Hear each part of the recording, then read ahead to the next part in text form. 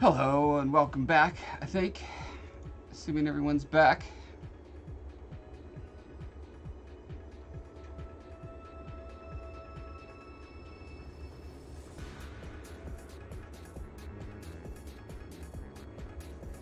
This time, my random disappearance, which you will only know about you few people who've been watching on Twitch, and not you people watching later on YouTube, is that my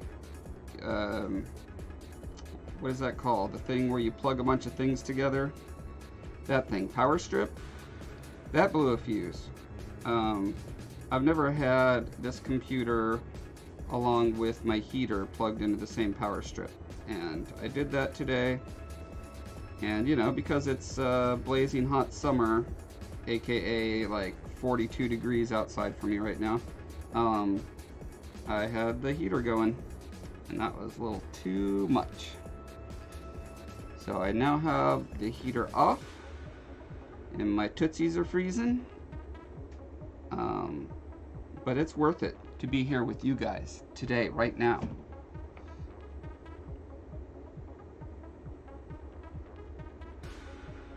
This is the penultimate time we're going to be together before a little break, before about a 3-week break.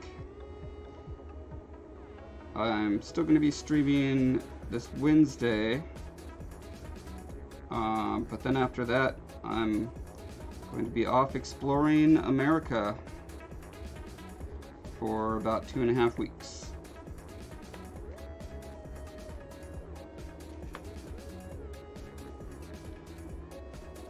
You had to mute me? What? But should I just sign with sign language so you know what that I'm saying? That was pretty dead on sign language there, I think.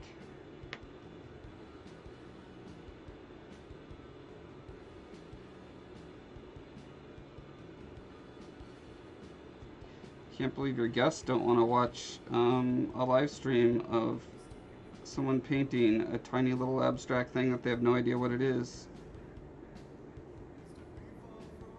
with glue, so it doesn't even look different when it's painted. I can't believe they don't want to see that. So I'm offended.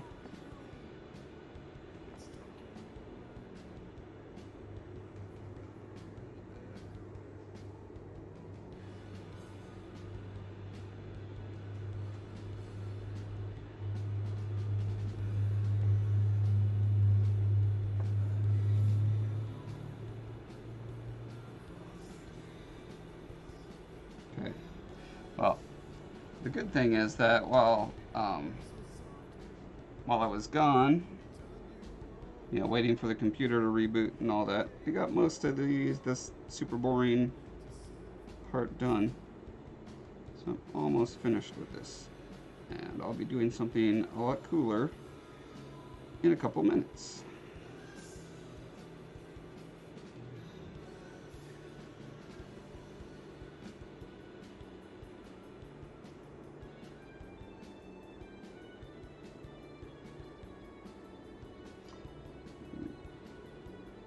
Trying to find any areas that aren't shiny right now.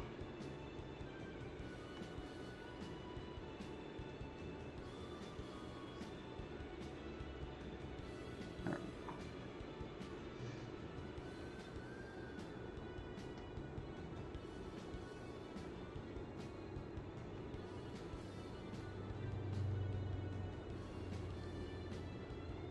Doesn't hurt too much to have a second layer of glue as long as it's thin. But the gold leaf is so fine that any brush strokes or bubbles or puddles are clearly seen once the gold is down. Like you can kind of see that this little area here is like a desert. And you can kind of see where the paint strokes were on it, so I'm trying to like paint in different directions to at least give it a little bit of noise. It won't be so clearly directional, like brush strokes.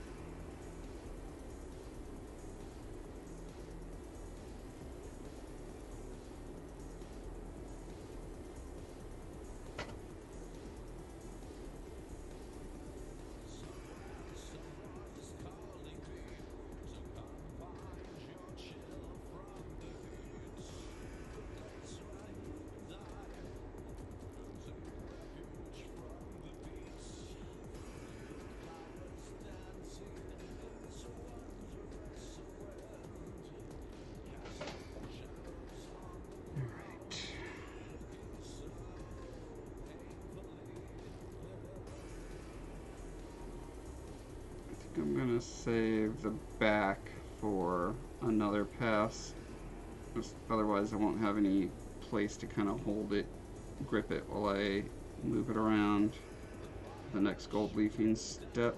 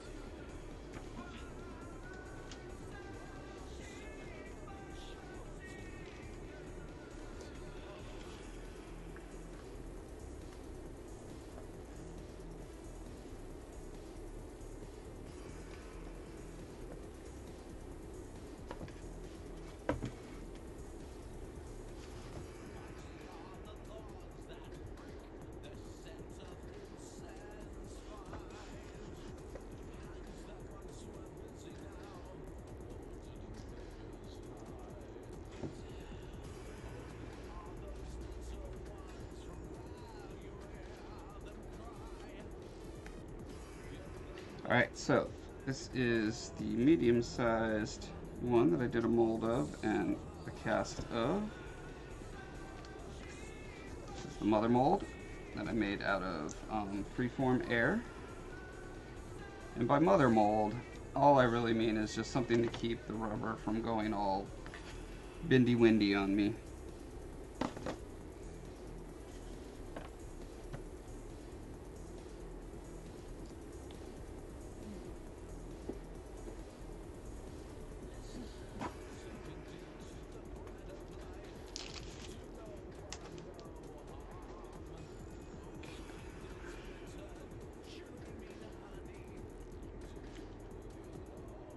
That's the other thing that's kind of annoying about this Poyo putty. It always gets kind of a greasy, it's kind of like grease layer on it. I don't know what that is exactly, but it's annoying because I don't like having grease or oil or really anything on my fingers. Anyway.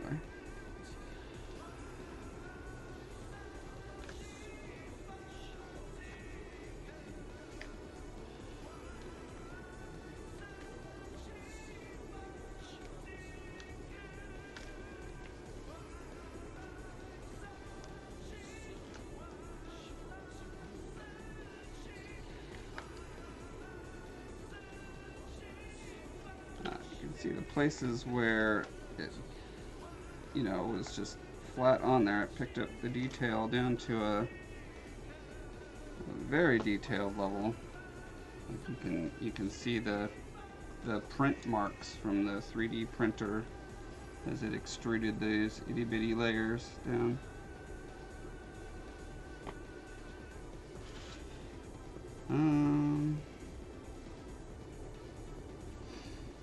So yeah, the idea is I wanted to make this kind of rough. What What did I do with the original? Is it gone forever? Oh. This is the original, painted by the guy, and I wanted a realistic version of this, so I made this mold and cast it, and now I'm going to probably just kind of carve stuff down and add stuff on to make it not look voxely, but make it look like realistic rock stuff. So I'll be using some rock molds and that sort of thing, and experimenting with what is the best way to get the look that I'm going for.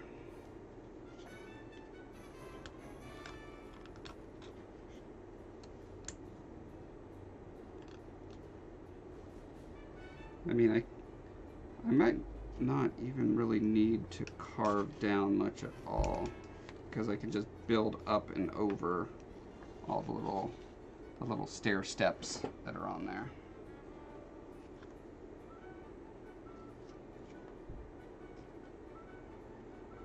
I'm thinking one thing I might do is drill out all the areas where the water is, so that I can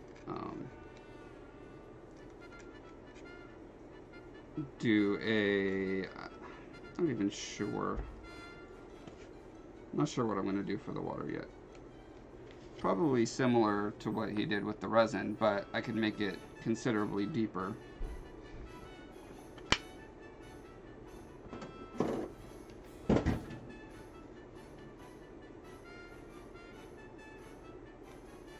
And I definitely need to cover up like all the surface of the ground to get rid of this texture.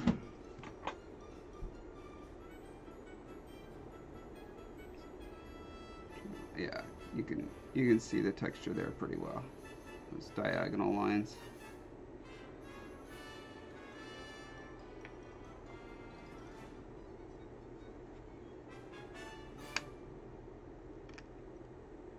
But some of these things, like the temples, look great with these kind of voxely, pixely looks. So those I will leave as is. A lot of these little nubbers are like bushes or trees or whatever. I think, actually I wonder if I just like carve them down to teeny tiny little nub, and then just super glue a little piece of foam foliage on there, if those will get the look of the diorama trees that I'm going for. And there's places like, so this chunk here, this is just an artifact of, when I was pressing the mold together. See, there's two places where the rubber didn't completely fill in that gap there. So it ends up with this sort of blob of clay that needs to be carved away now. And that was a price that I knew I would have to pay for doing the quick and dirty press mold as opposed to a brush on or a pour on mold. But I figured it would be small enough to not really be a big nuisance. Since I'm going to be carving over most of this stuff anyway, it would be fine, and I think I'm right about that.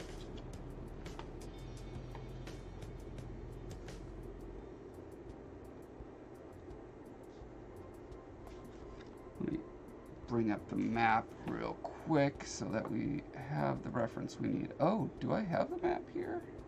Uh-oh. Oh, that's right. This is my new computer. Okay, I need to make a note to myself. Get all my art stuff onto this computer.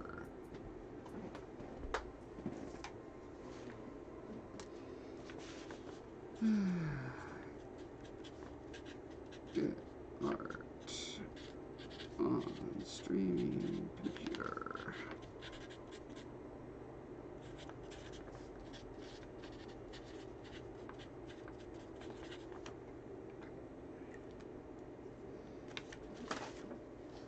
so many things to do. Probably end up doing a lot of that stuff after I get back from my trip.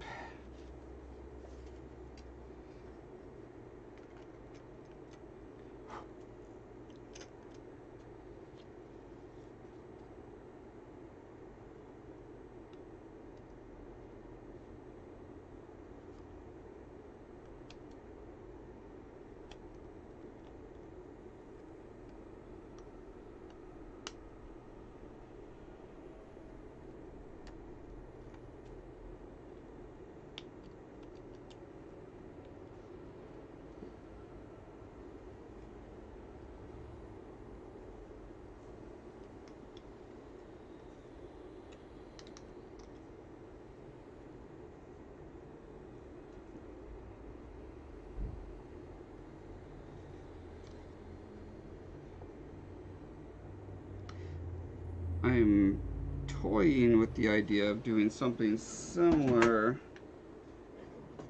to what Retro Design 3D did, which was in order to make it the terrain a little more organic, he added in these little round bits around the edges of the water. I don't know how. I guess. Well, I'm torn between wanting it to be an accurate representation of the map and wanting it to not look like a man-made, well, I mean, maybe just having it look like a man-made lakes and rivers is fine, because that's what it looks like in the game. Yeah, I haven't quite decided on that yet.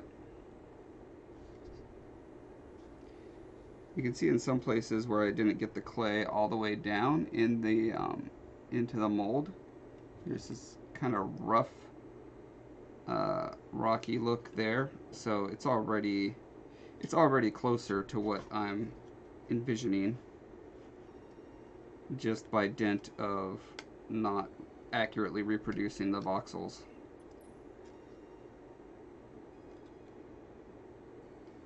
But yeah, I think doing additive sculpting is probably the faster, better way to go about what I want to do, rather than carving on it forever. Especially since I'm very purposefully making this just a side project thing. It's not for anything. It's just to be a little collector's item. So I don't want it to make a significant dent in the production schedule of the books and other things that I got going on.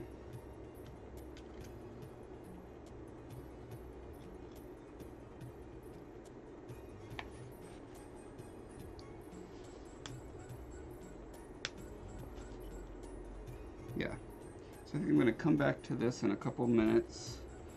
I wanted to do a couple things on Bowmark here.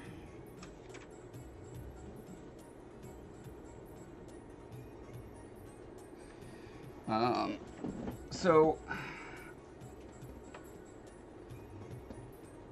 I think the base is close to being done. Oh yeah, so something I was seriously considering for the second time was boring this whole thing out and separating these two pieces and molding them separately.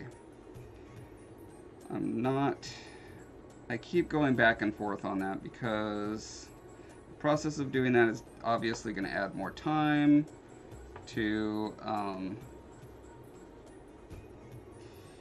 getting this actually molded and cast. It would make the molding process easier. On the other hand, I'm not going to be doing that many of them, so I don't know if the time savings is worth it. Dottie B is asking, what are you using these models for? If you're talking about these guys, it's strictly for collection purposes, because the map that this is of was a game that had a huge impact on me as a kid, and arguably could say what launched me into becoming you know, a game artist and designer for my career. So it's just something that I would love to have as a fun little thing. Well, also it's for a larger scale project that I've had in the works for 16 or 17 years, which is recreating that game. I'm going to be doing a map that is like this, but literally like 20 feet wide, like a gigantic diorama. And so this is kind of like a quick little thumbnail sketch for that. Someone already did the work of creating the map and 3D printing it for a thumbnail, so I figured, well, I might as well take advantage of that and get a little practice in. Where did all my sanding stuff run to? I must have put it away. One moment.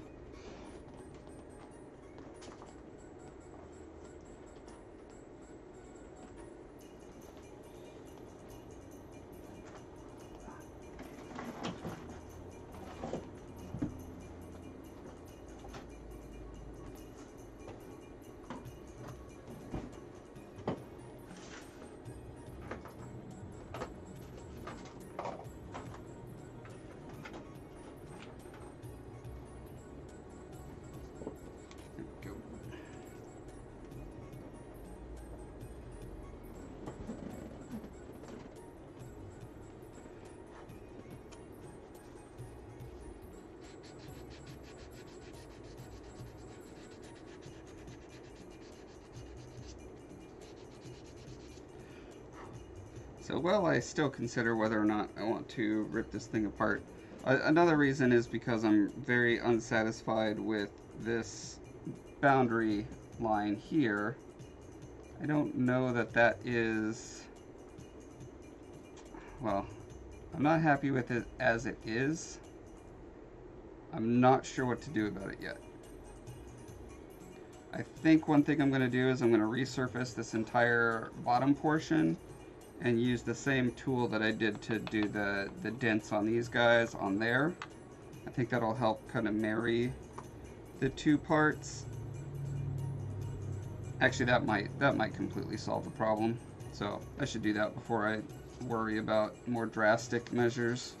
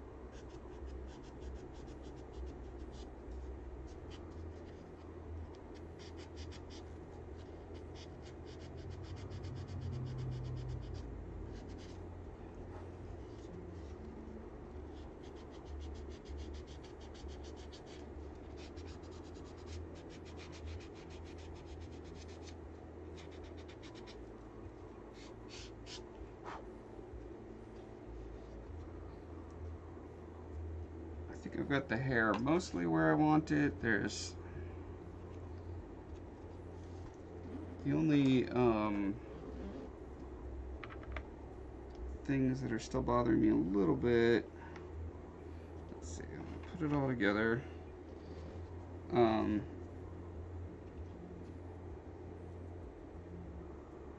Yeah, I think I covered all the places where the texture gets like really repetitive or like overly smooth. Stay in your place. Oh yeah, so this little part bothers me because I have these two dreadlocks that are exactly the same size, just kind of stacked on each other, so I want to add a little bit to pull that one out. So maybe I'll just do that in this back thing for now.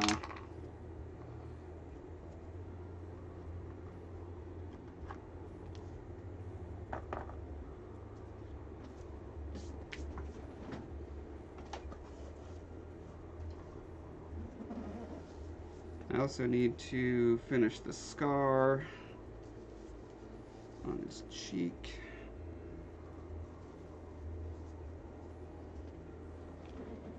but I probably want to do that on its own pass, because if I do any other clay and then I'm like super focused on that, my hand's going to end up squishing any other work that I've done.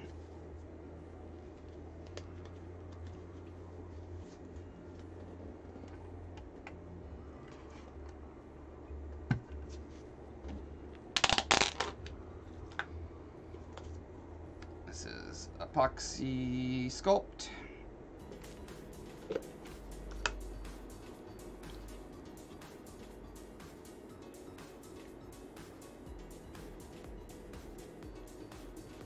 And I'm mixing white and black so that I have something close to the gray primer.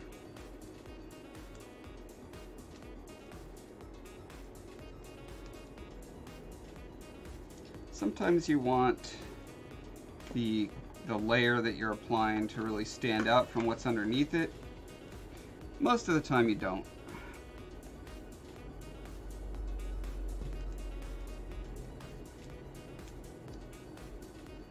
If it's really important to see exactly how you've changed what was going on before, using a different color or a different shade is a good thing.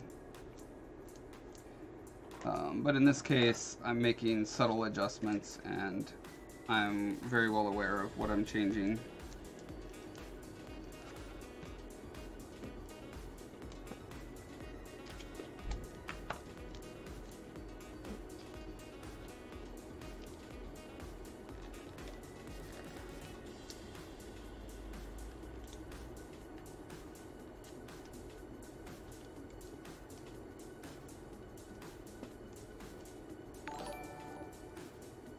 Oh, I got a notification. What is that notification? I do not know.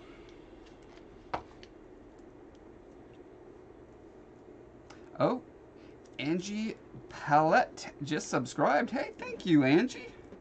Thank you so much. I love subscriptions.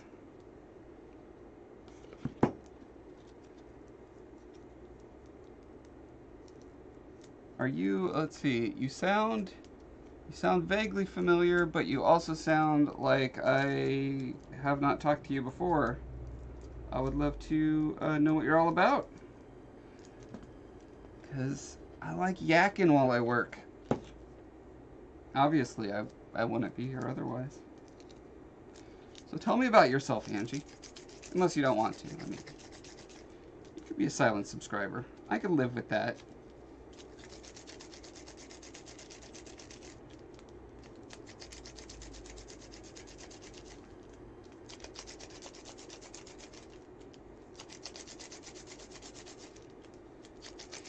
For those of you who don't know, epoxy sculpt, the stuff I'm using is a type of epoxy, as it says in the name. And what that means is that once you mix the two parts, it hardens up over some period of time. Different epoxies have different hardening times. This stuff is we have about an hour and a half. I'd say an hour of really good working time, about half an hour of it getting stiffer and stiffer to where it's harder to work, and then at about 2 hours, you're pretty much carving on it after that point. But it's really great for adding to stuff. So, you know, this was a 3D print that came out of a 3D printer, all raw and rough, and I've been pretty much sanding, priming, and adding this stuff to it to get it to the point where it's almost ready to be molded and casted. AJ Baki says, I kicked Janae out, so now I can have the volume up. Oh, good. Because Janae doesn't want to hear my voice. She can't stand me. It's understandable. I am a pretty awful person. Oh yeah, there were some other things I saw too. Look at these wood. So these are supposed to be like, so this is a bronze disc under here. Well, it will be. And it's being held up by all these stakes that are crisscrossed under it, like bamboo or logs or something like that. but some of them, if you look at them in profile, you see they kind of curve down, so they look kind of like melty. They don't give the impression of being a long, straight pull. So that is something I am hoping to address right now.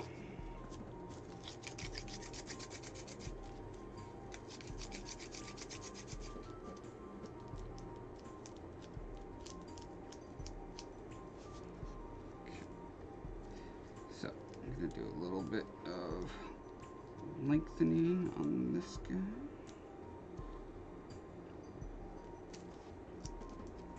I'm going to set a little bit aside so I can work on the wood poles, and then most of this is going to resurfacing this area.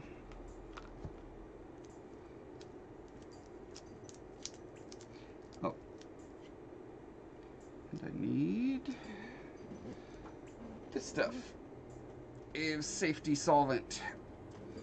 This is a clear liquid that lets me smooth down the epoxy clay really easily.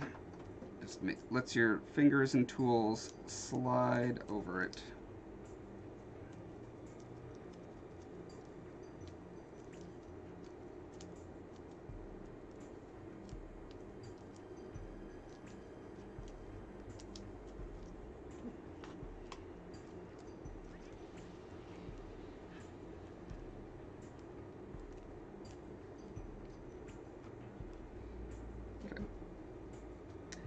Here's something I often accidentally end up doing. I have little bits of residue on my gloves from the mixing, and then, you know, I'll be cradling the sculpture with that hand and then go, and then when I pull my finger off, there's little bumps and artifacts that I then have to clean up later. So, rather than do that, I'm gonna put on a new glove. Some people don't even use gloves when they mix this stuff, and that just blows my mind.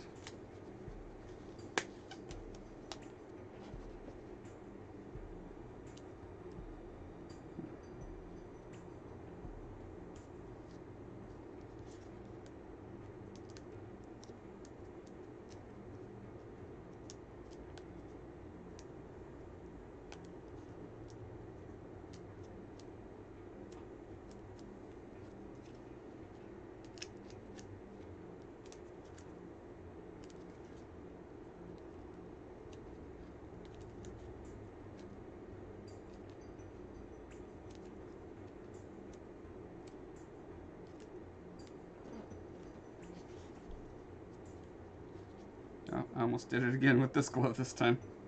Dang it.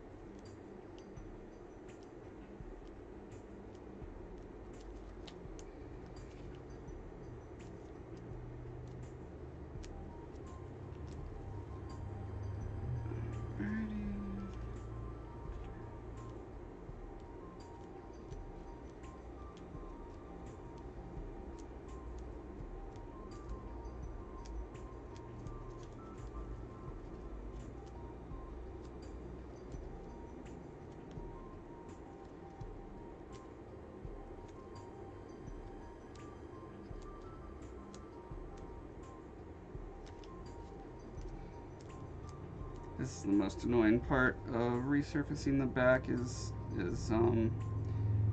got to be super delicate with approaching the horizon of where this, you know, abstract texture ends and the representational texture of his skin begins, because you don't want that seam to be like mushy or ill-defined when it's got just a very sheer line demarcating the two texture treatments.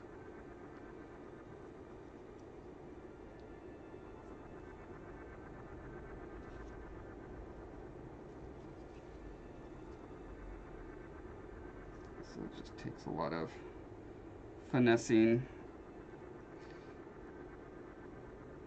I'm using my finger pinched up like that on that seam, so that part of my thumb and this part of my finger are pretty much forcing a nice crisp line to be drawn between the two. Not as crisp as it ultimately needs to be. It'll need a tool to get to that point, but gets me, I'd say, 90% of the way there.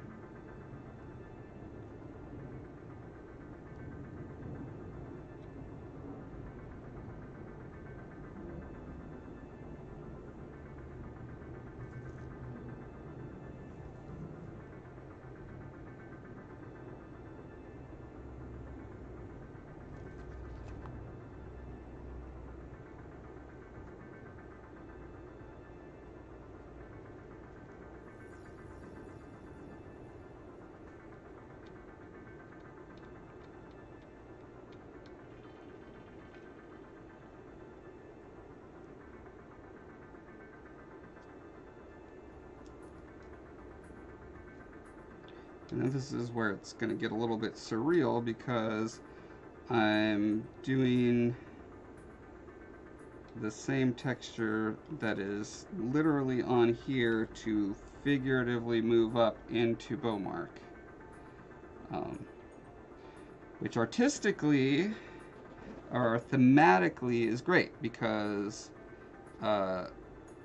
besides just being a good shape for the base of a sculpture, this disc that he's on is part of a ceremony in the book that the sculpture is for, a ceremony that shapes, you know, it pretty much propels his whole quest and has shaped his personality profoundly. So actually making the texture of it a part of him in an abstract sculptural way is great thematically. I'm not convinced yet that it's going to work aesthetically on a visual level.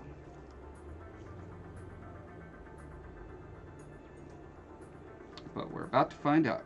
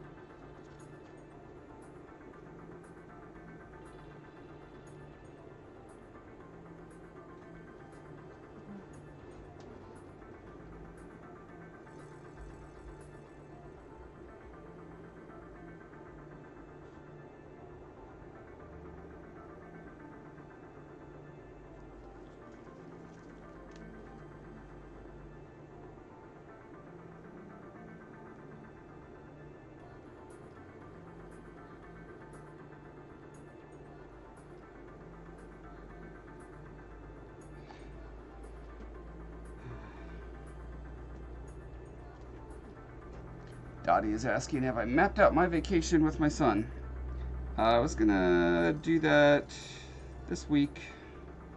I have a very rough map of it, but I haven't done the like individual point A to point B and then B to C and then C to D. I was trying to do that with a variety of different mapping apps, and just running into my own technical stupidity, probably. I'm just gonna call it that. If it's not that, then it's that the software developers of those apps didn't have my particular kind of planning in mind, which is, you know, I've got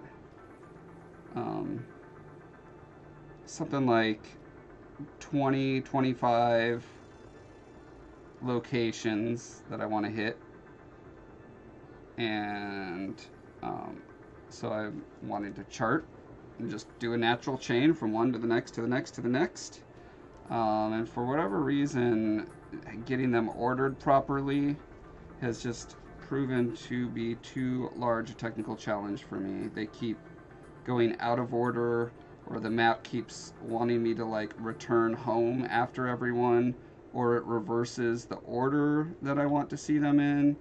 It's just been super annoying. And just recently I realized that's not even that important. It's just important to get one step at a time from wherever the last place I'm at to the next place. So I'll just do a Google Maps from one to the next and just have a stack of those in the car. It's important for me not to rely on Google Maps Live, because we're going to be in a lot of places with poor or no cell reception. So I definitely want to have paper maps with step-by-step directions for everything.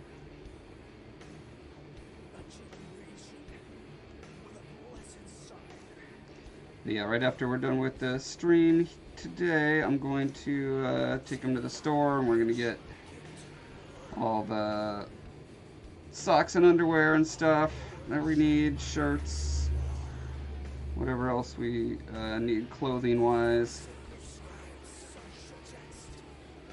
We've got all our camera, our AV equipment for the most part. Actually, I just ordered last week, and I'll be getting it in the next day or two, an action camera, kind of like a GoPro, you know, where it's literally just a little box with a lens. Well, this one has a touch screen on the back of it, because we want to make a fun movie while we're out there. Like, doing projects together has always been when we have the most fun as father and son. So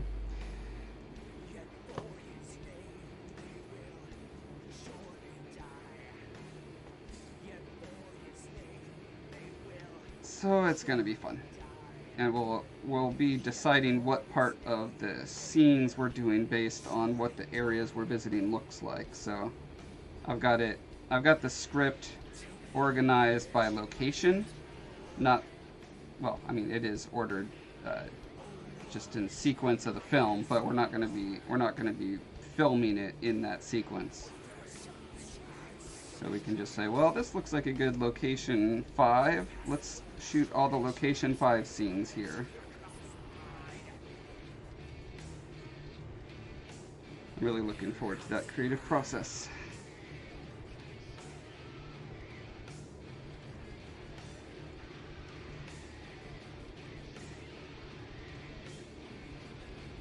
Well, the paper maps are, it's a form of electronic map, but you have to imagine that the screen is made out of paper, and you can't scroll it or swipe it or click on links on it.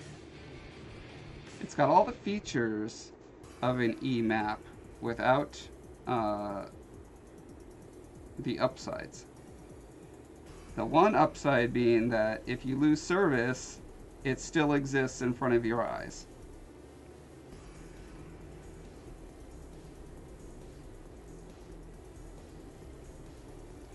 Dottie asks when I'm leaving. We're leaving on Saturday, so 6 days.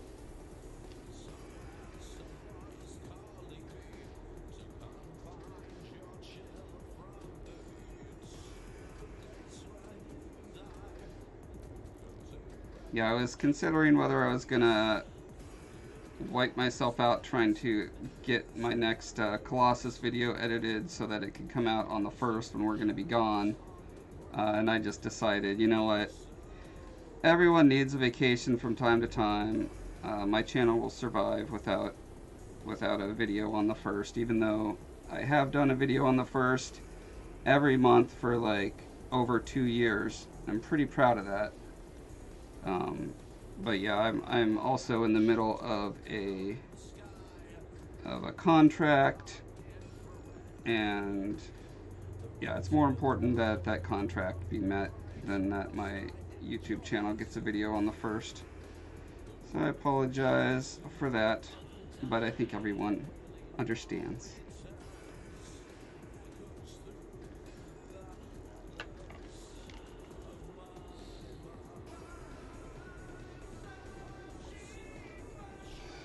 Hey Jay, you'll be bored if I'm not here to live stream?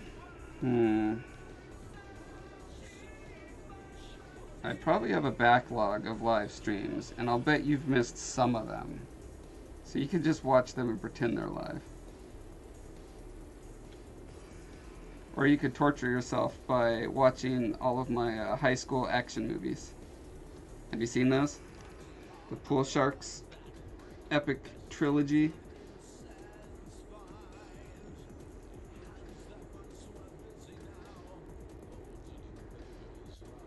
Me and my son still like watching those movies for some reason. They're definitely cringy in all the right ways. For me personally. Not the same. That's true, it is not the same. I mean, I wouldn't have to stream at all if it was the same. Oh, interesting. I wonder if I want to fix this. So suddenly I'm seeing a huge asymmetry in the size of the shoulder on this side and on this side. Like, it barely pokes out at all, which creates a big asymmetry on the back as well.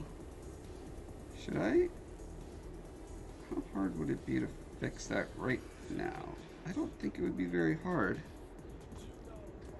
In fact, I'm going to do that right now.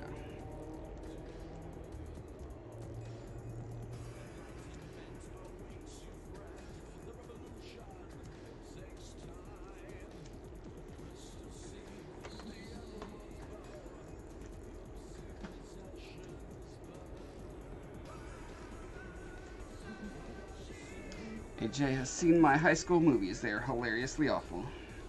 Yes, they are. If anyone wants to check them out, they're on my YouTube channel under stuff we did in high school or crap we did in high school. I'm not sure what I named it.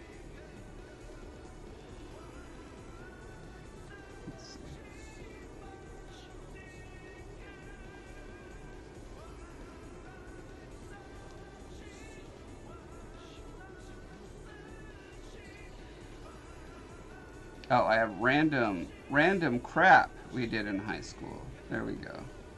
Oh, but that's not actually the one. Pool Sharks Trilogy. That's what you want to watch if you want some good action.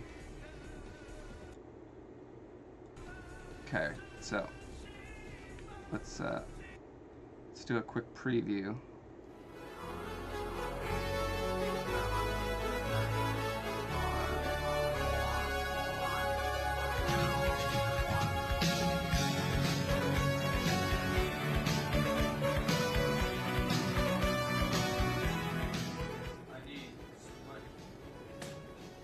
Look at this acting.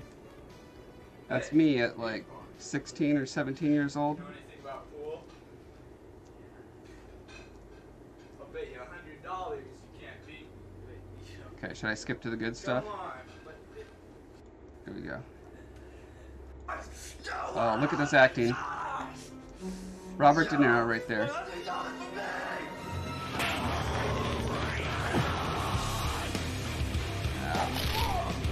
Look at that action. That's so much action.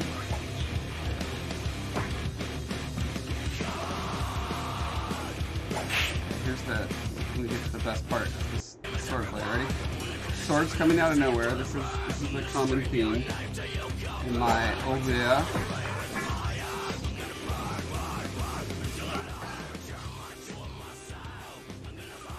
Another sword.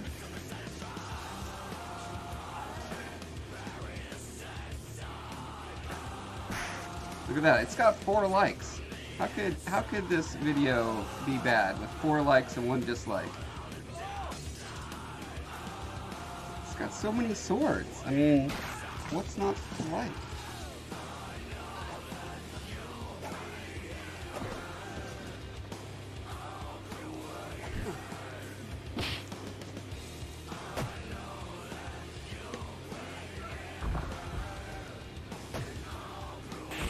Yeah, Aletha, I agree. It pretty much ruins all other movies for you because you're just always thinking, why isn't this as good as Pool Sharks?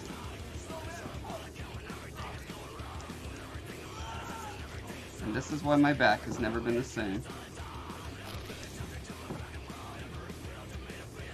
All right, I don't want to give too much of it away, you guys. So I'm gonna go back to art here, but yeah, just to inspire you guys to check out the Pool Sharks trilogy on my YouTube channel.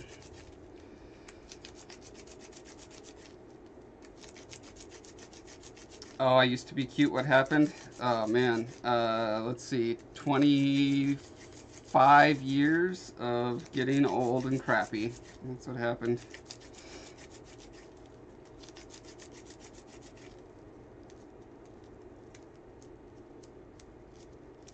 Getting old and crappy. I like being old, actually.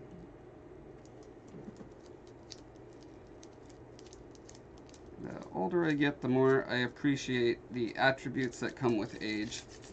I mean, you know, with the obvious caveat that the physical stuff isn't wonderful, but I care more and more about things other than the physical. Although, another thing I learned as I aged was that having a balanced life, part of that is physical activity and being physically fit. And so that's something that only in the past 6 or 7 years I learned. And I feel so much better now. To be honest, I feel better physically now than I have since high school. So certainly stronger than I ever have been in my entire life. Probably most 43-year-olds would not say that.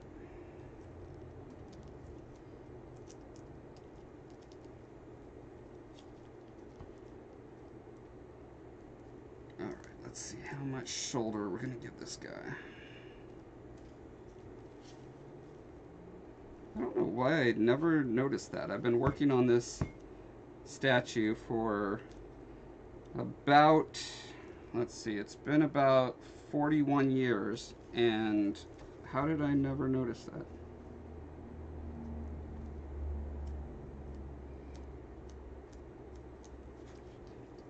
Dottie B, you think that action film was fantastic? It's truly something. In the sequel,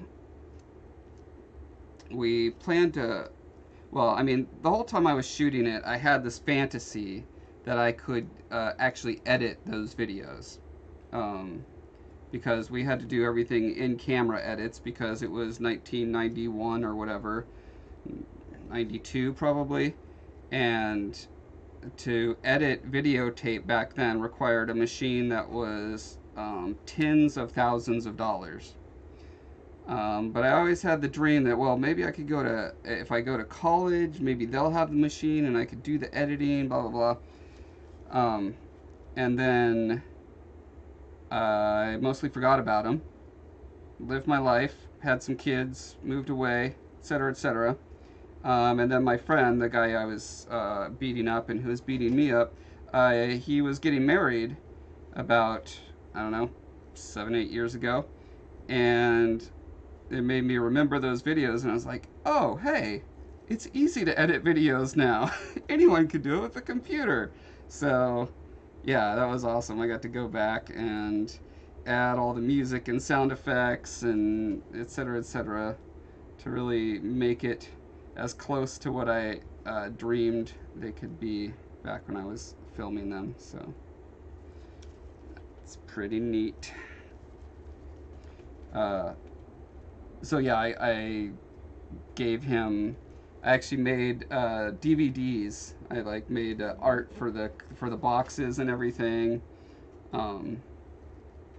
and you know, edited them, burnt them to DVD, made like the label art and the box art and everything. And so that was his wedding present. He really liked it.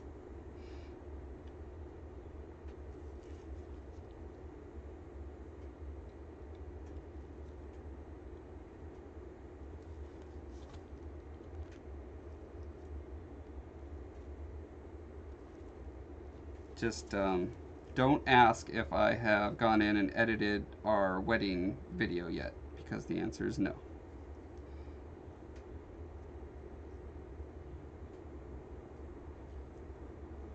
I would in a heartbeat if there wasn't the technical hurdle of getting them from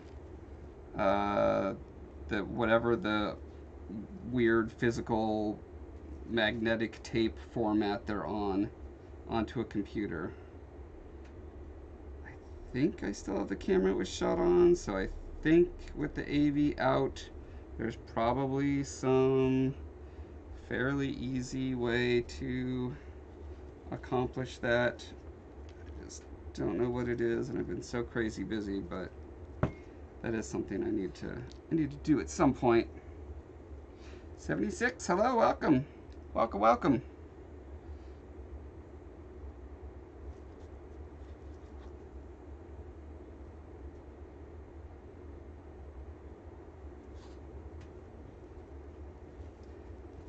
All right, so this edge is not nearly as sharp. I'm having trouble keeping the edge really sharp and the slope of the shoulder correct. Because when I push up on it to get it back where I think it needs to be, that means then pushing the clay up into here to get that angle right, and then that pushes it back down. Remember when I said it would be super easy to do this? Ha ha ha.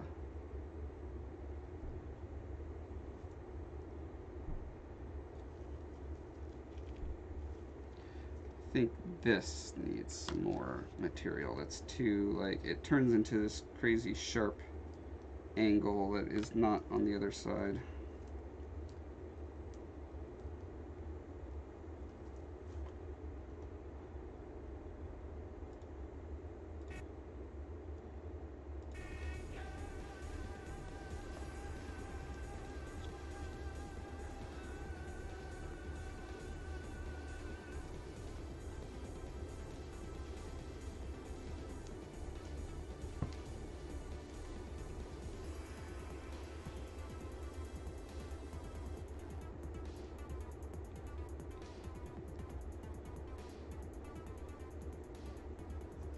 I've got all sorts of hidden gems on my YouTube channel that no one knows about.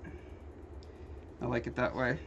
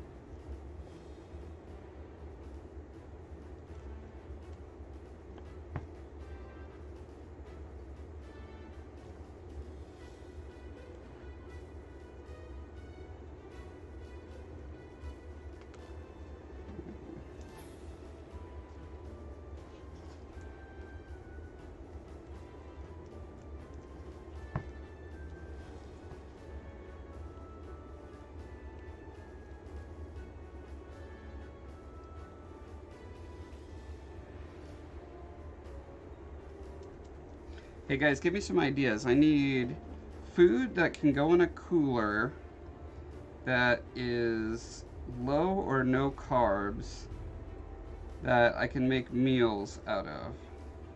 So the vast majority of low carb stuff that I have is stuff that you cook in a microwave pretty much, or an oven. Because the only thing I could think of is lunch meat, cheese, and pickles, which sounds great for a while, but I'm hoping to eat as healthy as I can, which for me means no carbs or sugar. Nuts are kind of borderline.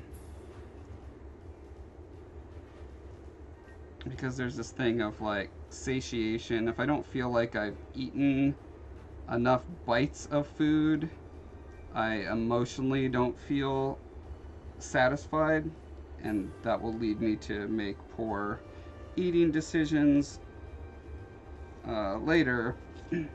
And nuts are so calorie dense that you can eat just, a couple handfuls and have had 1,000 calories or whatever, but it doesn't feel like you've had a nice meal.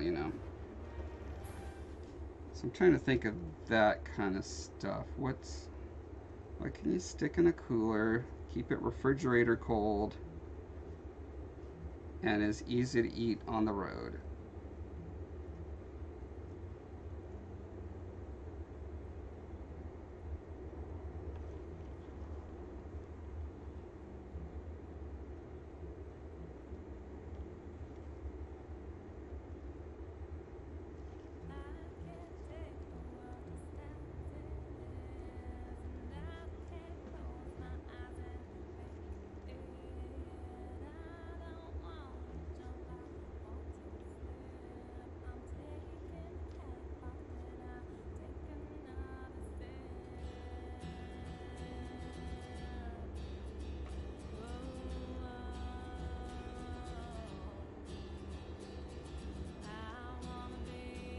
Yeah, it definitely feels better to me from a overall perspective.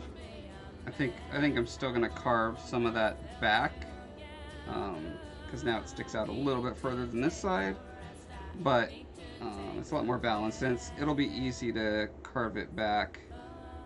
I think. Let's see if I have a texture down here, and oh, maybe that won't be easy.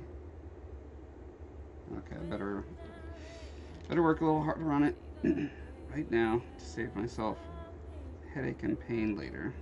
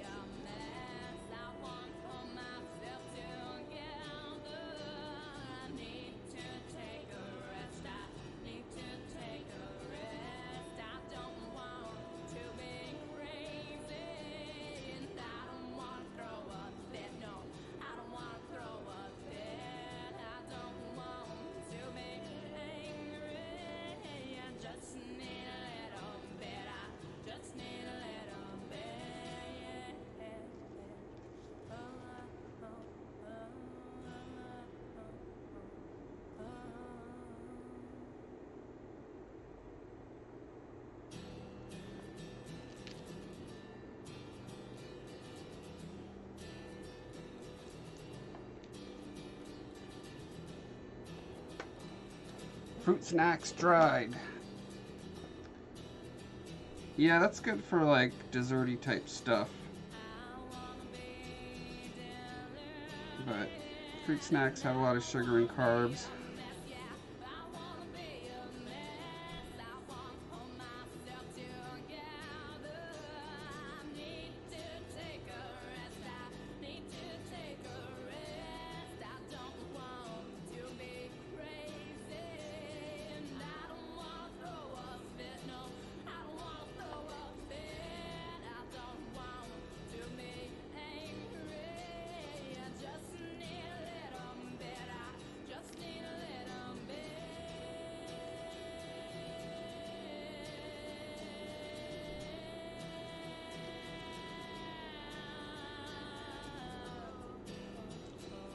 trying to get the line that goes from shoulder to shoulder across the back to be a smoother, straighter line.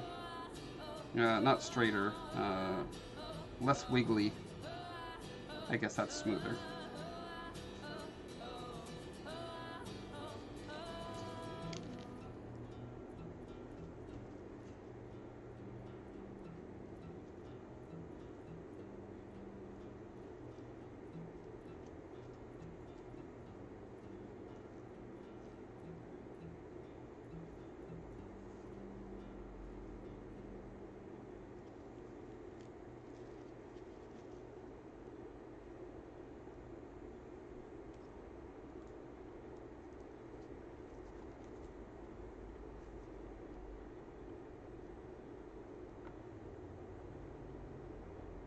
It's tricky with these dreadlocks, which keep knocking my tool when I'm trying to, run it in a smooth path along there.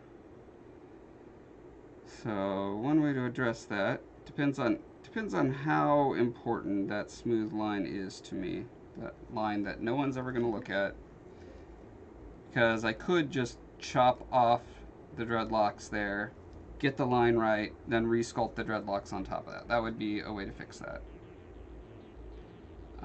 Is it worth it, especially at this point where I've already put so many hours and hours and hours? That's always funny because that just moves the debate on to like, well, are those hours and hours that I put into it, do those demand that I make perfect to honor all those hours I put into it, or are they an argument to just leave it as it is because I've already put enough time and effort into it?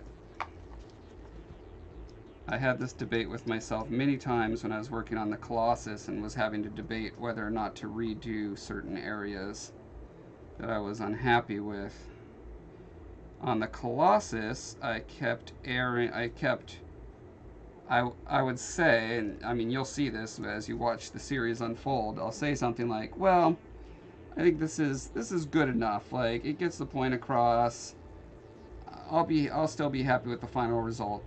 And then, like, I don't know, several days or months later, I'll be like, no, I have to fix it. It has to be better. Like, this is, I want this to be my piece de resistance. And since I put so much time and effort and energy into it, and it's going to get so much attention, the plan is that it gets a lot of attention. I really want it to be as good as I can possibly make it, and that means destroying this entire part of it and rebuilding it from scratch. And I did that on several pieces of it, and boy, that was painful. But as future Josh, I am now future Josh in comparison to past Josh, who was working on the Colossus. Future Josh is really appreciative to past Josh that he made that difficult choice and did it right.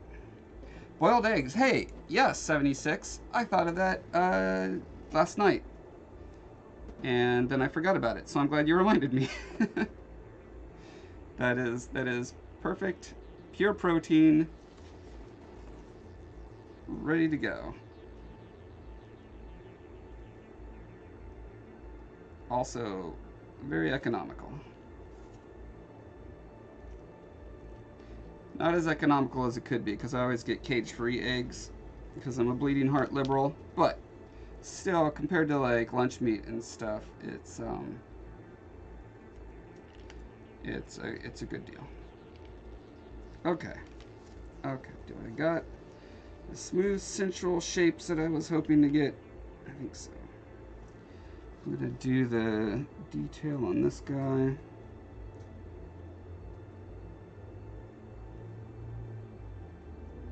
I feel like if I save that, I'm gonna end up forgetting.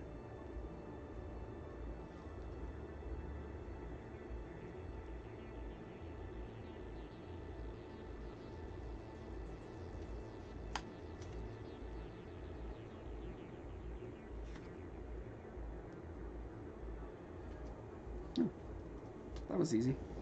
Okay. Now to make 1 billion tiny circles. Baked beans. So, beans... You can't eat those raw, can't you? I hadn't thought of that. I don't know if I want to be on a long road trip with 2 guys eating beans. Also, they have a surprisingly large amount of carbohydrates.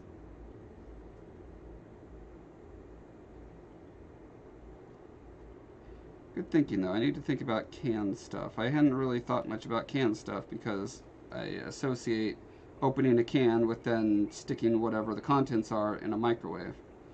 And that's not necessarily the case, is it? There are lots of canned vegetables that I could just eat out of a can. Although most canned vegetables are also full of sugar and carbs, such as peas and corn and carrots. But green beans are not. Most of the green stuff is very low carb.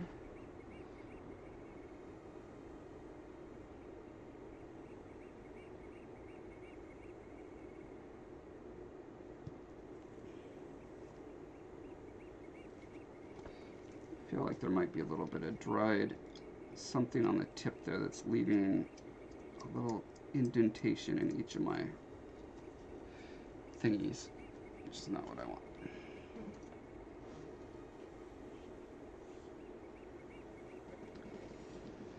Live off the land, hunt lizards and scorpions under rocks. That does sound very epic.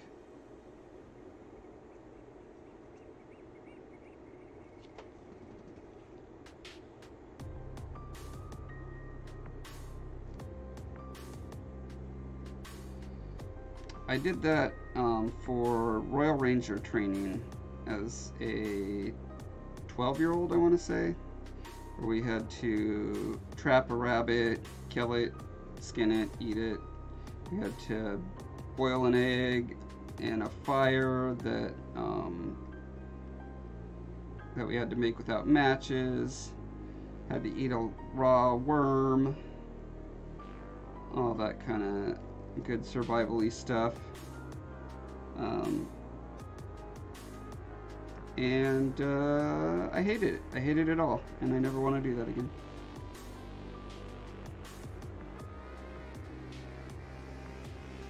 I'm glad I had the experience.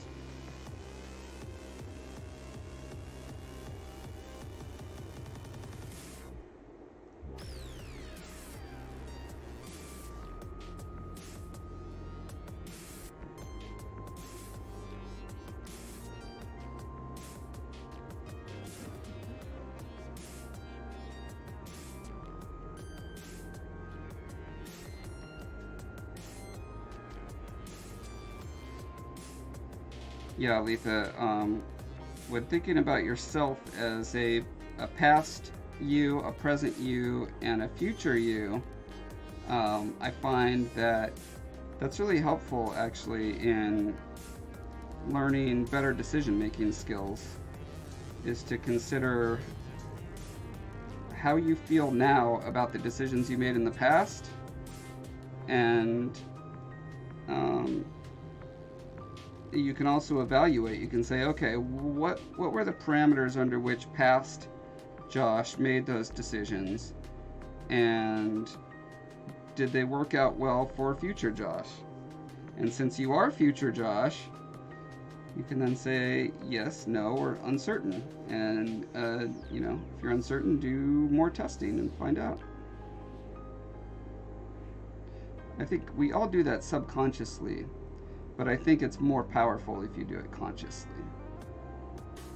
If you actually go through the thought exercise of imagining yourself as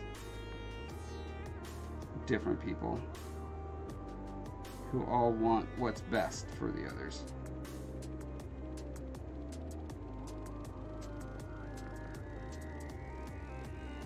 Every once in a while, it's powerful enough to keep me from pigging out, because I can say to myself, you know what, in literally 2 minutes, I'm going to be future Josh, and I'm not going to feel any better that I ate those 4 donuts. Present Josh is going to super love it, but again, present Josh is only around momentarily. Such a short moment of time that you need to weigh your decisions about how much, you know, good stuff to give present you actually helps the whole group of you in the long run.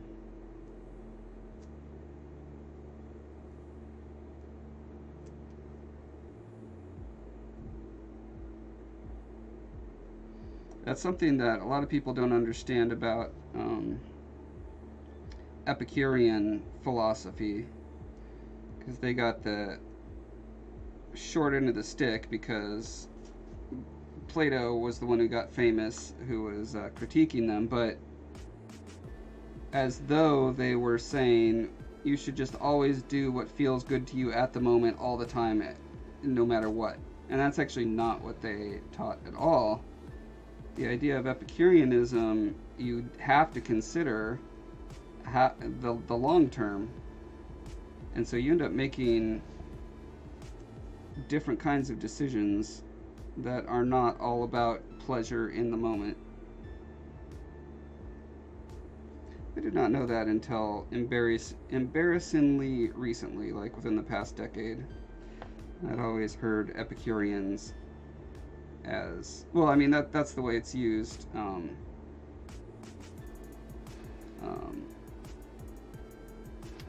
What is that word that means to commonly, like the way a phrase or a word is used commonly as opposed to technically, whatever that word is.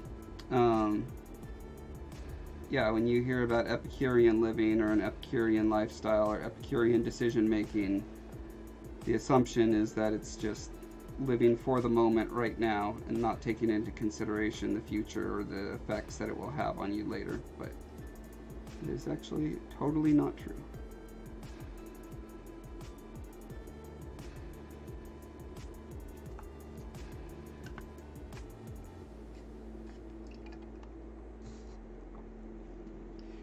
Dottie B is recommending jerky. That's a good thought. Jerky kind of has a similar effect to me as nuts, where it's like it's very calorie dense, and I don't feel like I've really eaten a lot of it before I will have eaten too much of it. But it is definitely good to have on hand for variety. Aletha says, I use it as an anti-anxiety thing. Like, that's future Aletha's problem. Now Aletha is going to bed. Oh, okay. Yeah, I can see how that works. It's very similar to a Jesus aphorism of, you know, why are you worrying yourself today? Can you add a moment to your life by worrying? Today has, or tomorrow has enough problems for itself, or today has enough problems for itself. Why worry about tomorrow? Something along those lines. I memorized it at some point, and obviously I don't have it memorized anymore. Aletha says, but there are a lot of things I'm glad past Aletha did, like get a divorce. Lol. Yes, indeed. AJ says, I think about that with donuts too. Future Aletha is not going to appreciate the tummy ache present Aletha is going to bring on if she eats more than one donut. Yep. My biggest problem when it comes to donuts and cookies is that if I eat just one and there are more available, it's almost impossible to stop at one. Like, I will just keep going and going like a goldfish and just eat until I can't stop. Because I get, you know, that mindset that plagues so many people. It's like, well, the day is already ruined. I've already, ruined my diet. Might as well enjoy this, get the maximum enjoyment out of a ruined day. Which is a ridiculous trick our brains play on us. It's so annoying. which means usually I have to just not eat anything good when I'm staying on track. And by good, I mean delicious.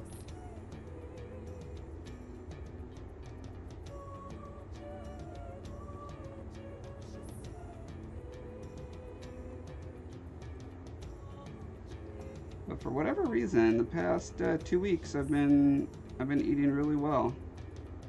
Don't know why. What changed about my brain or my environment or my mood or whatever. Gallo Mayarat. Let's see. Gallo Maya Artist? I'm gonna guess it that way. Hey, thanks, Gallo Maya Artist. Thank you so much. Appreciate that. I love being followed, especially when I go into dark alleys or the bathroom. No, wait, not those places. Other places, like Twitch. I like being followed on Twitch.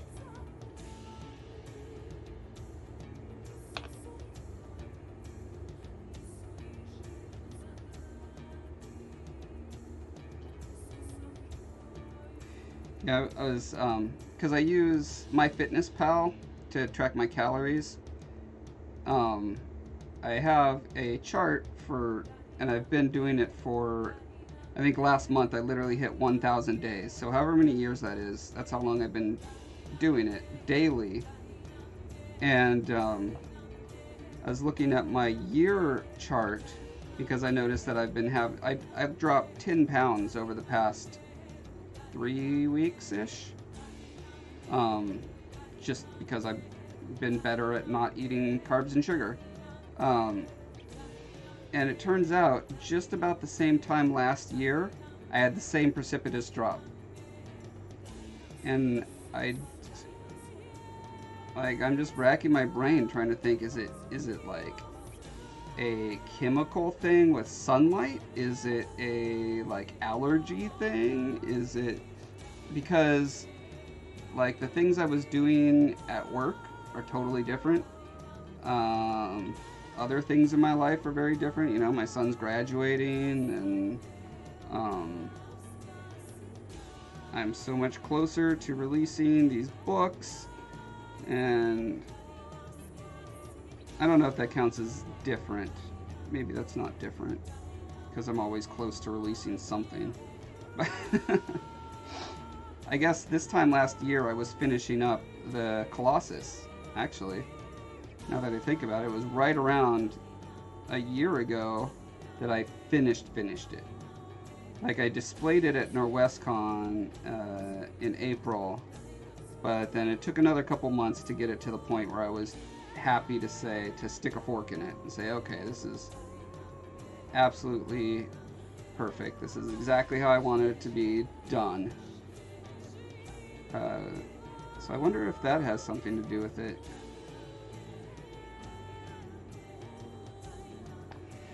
Gallo Maya Artist says Gallo May Artist, or Gallo for short.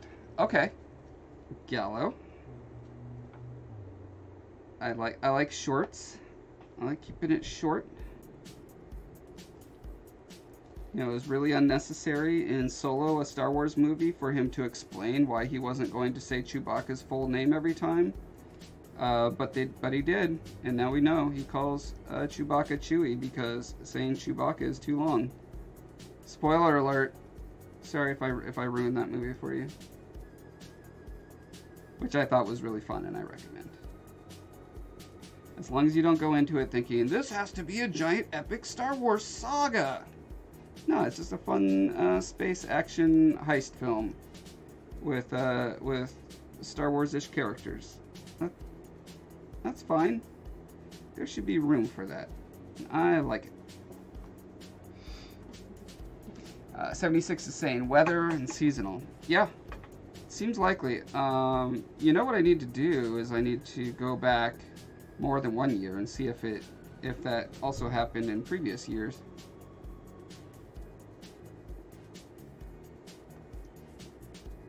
I don't know if I can do that. I might have to sign up for premium to be able to compare across multiple years. That would be really interesting to know.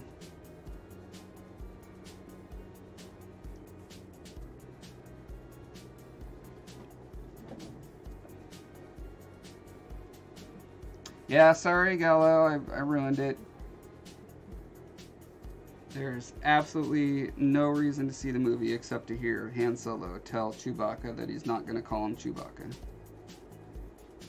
But I didn't spoil how Solo got the name Solo, which I'm sure is something all fans are just desperately dying to know.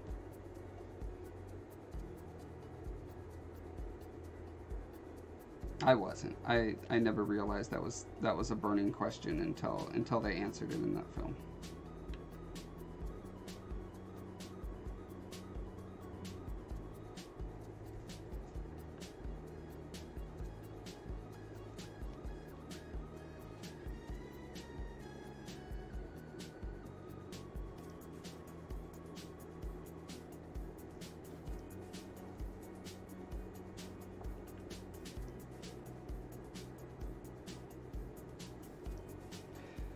Magic Penguin says, I think they should have introduced Chewbacca as a man who uses a Wookiee costume to escape, but then decided to just keep wearing the costume forever. That would have been amazing. I agree. It would have made Princess Leia way less racist in episode 4. Have you ever thought of that? Like, she uses a racial slur on Chewbacca. She says, get this walking carpet out of my way. It's like, really? Really, dude? Walking carpet? That has to be a racial slur in the Star Wars universe. There's no way that's just like a random thing.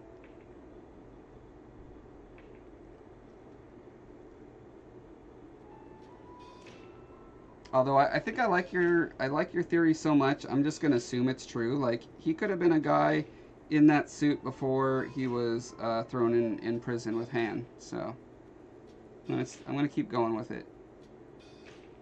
It would explain why he looks different from all the other Wookiees in the mine that get rescued, because they all look like weird Planet of the Apes people for some reason, instead of... I think I heard they were supposed to be female, and so maybe the females don't have hair on their faces, but they just look like really dumb, like cavemen or something.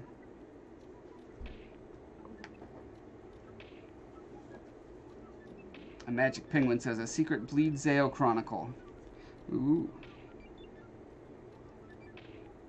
Someone should make one of those.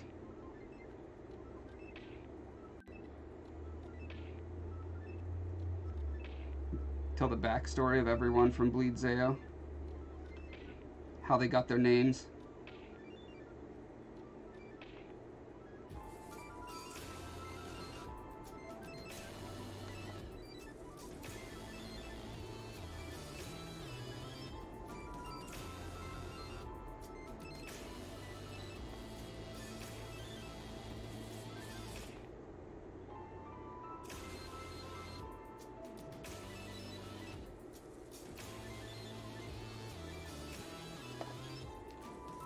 You can see I'm really messing up this line right here, but I'm leaving it that way so when I go back after it's hardened, I can just like carve it down, and that'll give a nice super crisp edge to where the two texture treatments meet.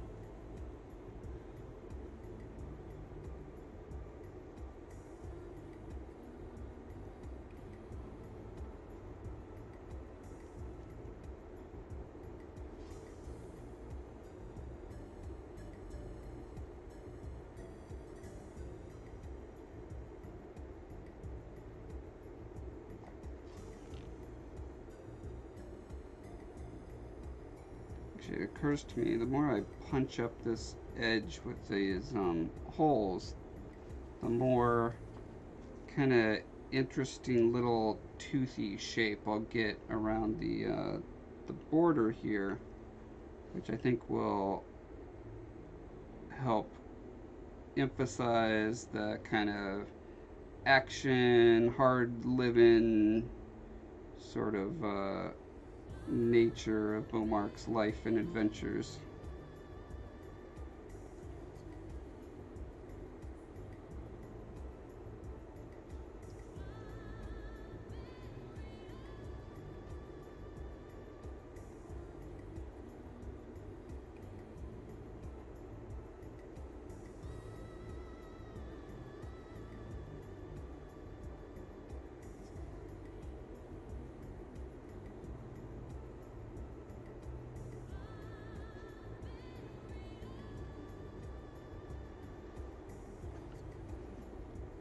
Gallo, I'm using epoxy sculpt.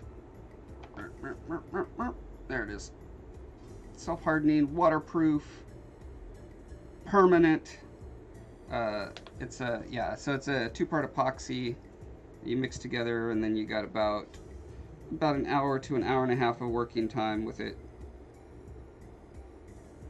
And within about 3 hours, it's pretty much rock hard. But also sandable, carvable, paintable, etc., etc. It's great for adding layer upon layer upon layer to things, like I need to do with this, or for when you're doing complicated hair, like this piece that I did. Like, all that hair was just done with hundreds of layers of epoxy sculpt.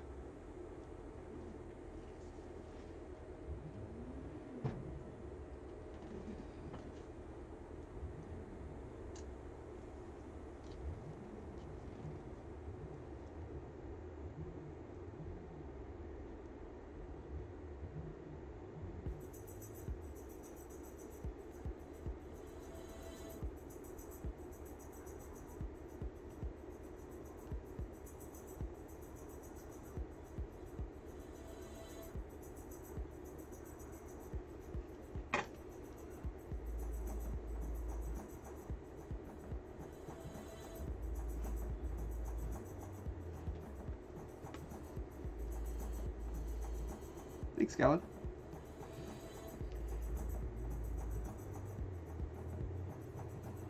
It's another one I hope to mold and cast, sell copies.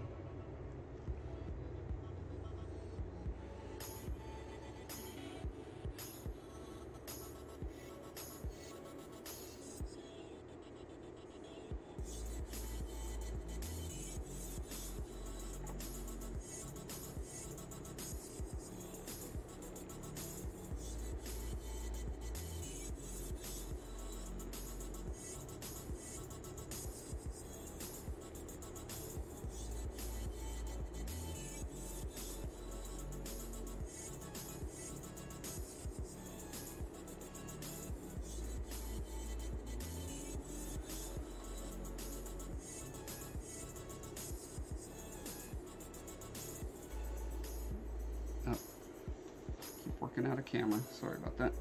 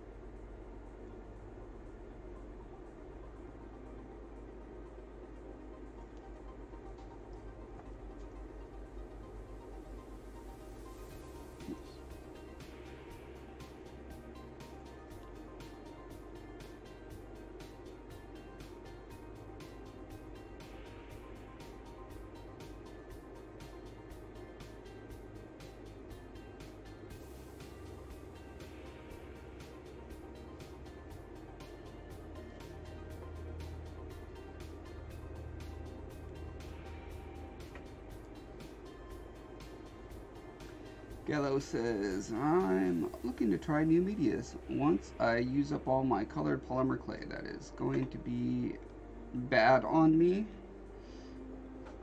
That is going bad on me. Oh, your polymer clay is getting old.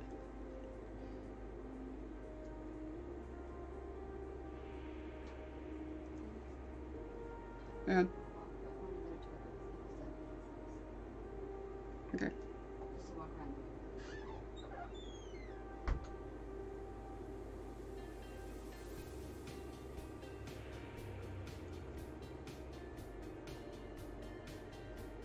Yeah, my main mediums are still Super Sculpey Firm and Epoxy Sculpt when it comes to sculpting.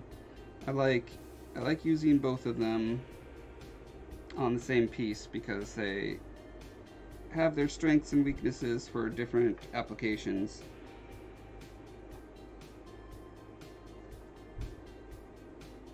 Although I think that the Super Sculpey is probably going to be getting phased out with 3D printing. Because I got a 3D printer, if I ever get it to actually work, that it's just so much faster to sculpt something in ZBrush. Once I add the printing time and money, I'll do another evaluation and see is it still worth it. But thinking it will be.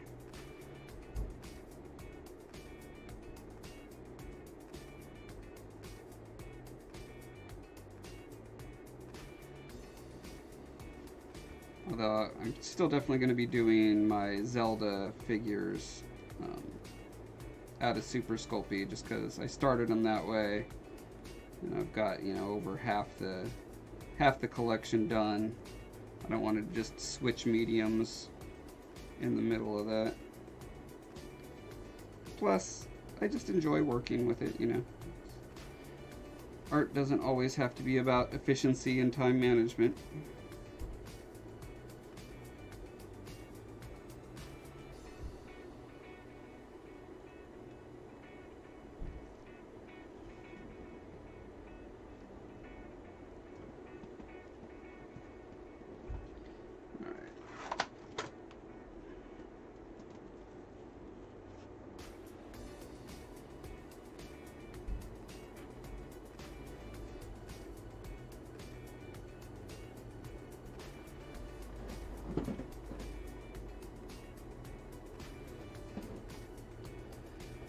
So,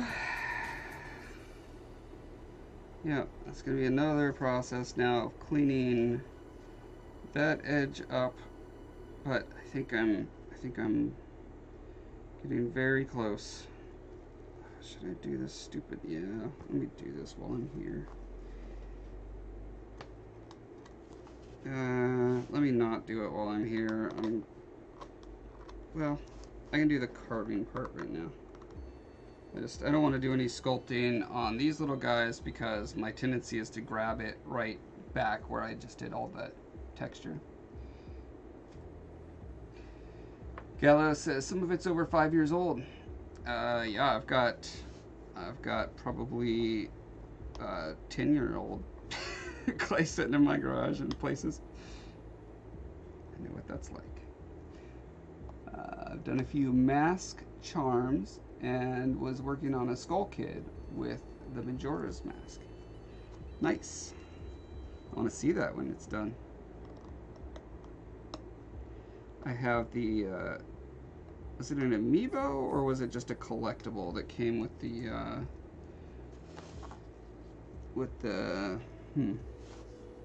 what version was Majora's Mask? I want to say it was 3DS.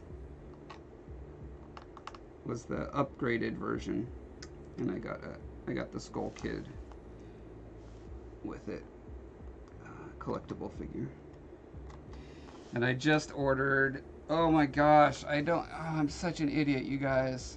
Okay, let's look at this thing that I just ordered real quick, so you guys can both berate me for being an idiot and applaud me for buying something so incredibly beautiful.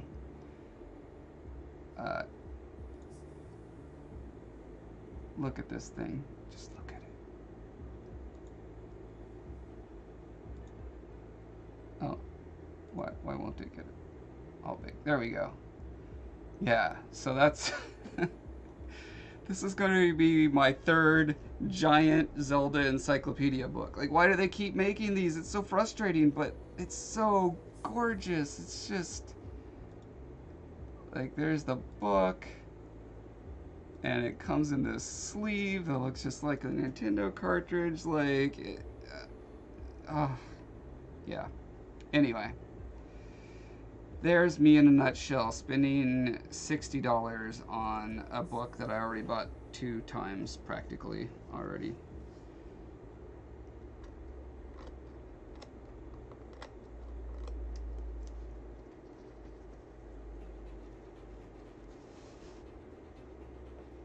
All right, let's set this guy aside for a memento. And I think I'm going to just do a few quick tests. I'm not going to get seriously into this yet. I just want to test out a few techniques, and then we'll call it a day.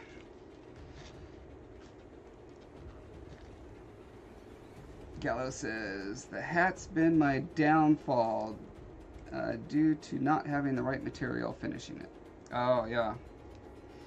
Yeah, finding the right material is a very important part of art.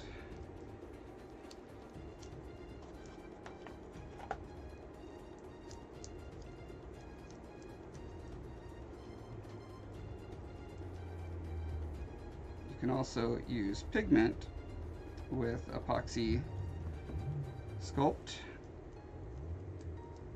which is often nice. Don't have to buy a giant collection of colors. You can just get pigment. The downside is then you definitely need to use gloves to mix it. But I use rubber gloves almost all the time anyway, so it's not a big deal for me.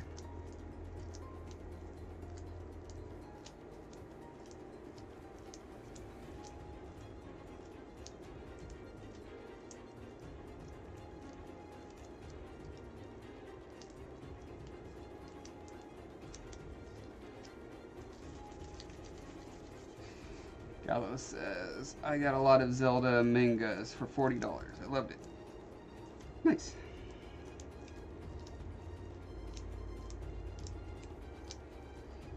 Okay, so I think 2 things I want to experiment with are 3 things. I want to do a little experiment on a cliff. So let me find, I think I'll do that over here.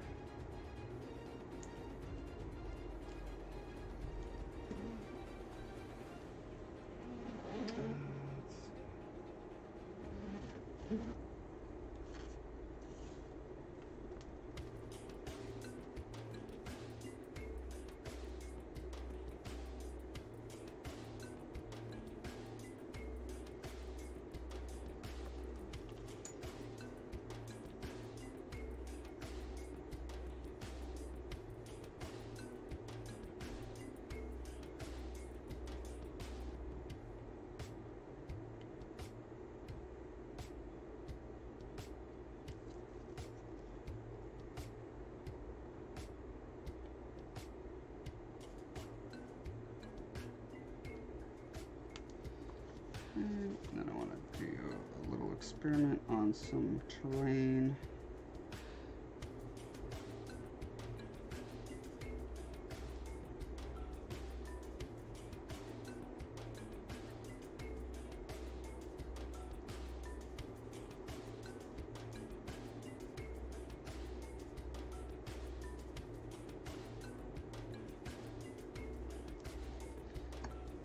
And some mountain.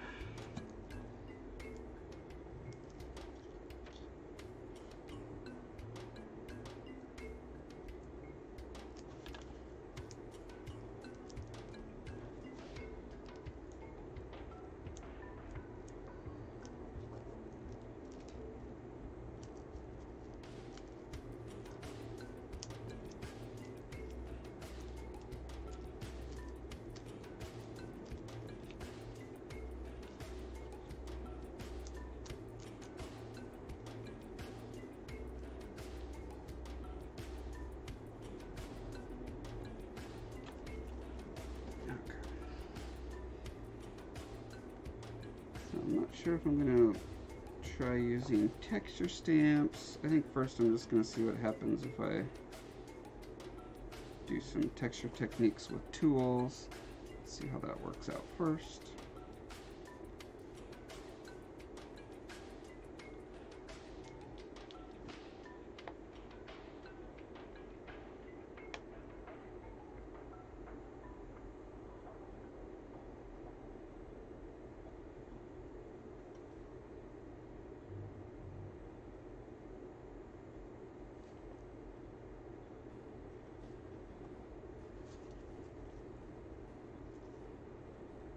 So it's easy to do just like general noisy rock texture like that, but that doesn't really give you a very realistic look. It just gives you a kind of simulated cartoony look.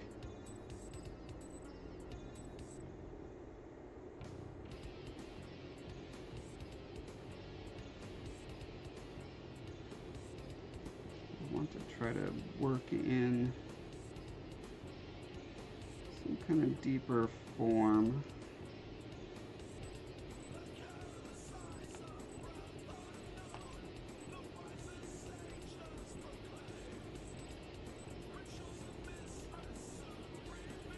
And since I want to keep the ground the right shape,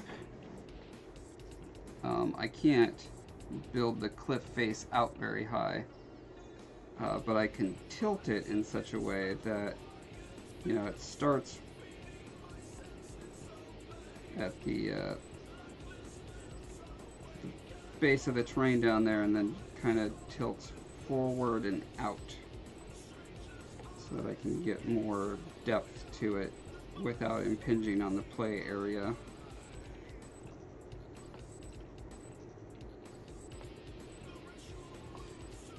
I'm going to dig through some of my texture stamps.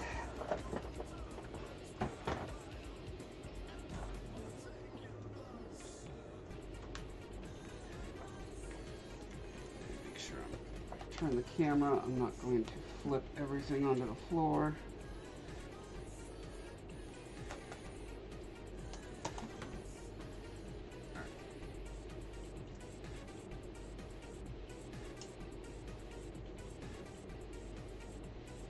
And no good place to put the darn thing. I don't even know why I keep this strap. I don't ever use it. It's just always in the way. Okay, so rock textures.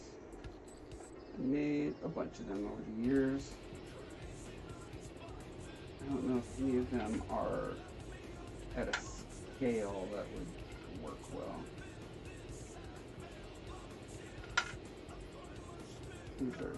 These are Colossus fingerprints. Wow, words, so hard. Here's some of the original textures that I made for Colossus skin. I made stamps out of, like this, where I press it in, pull it off, and then I can stamp that onto the skin. I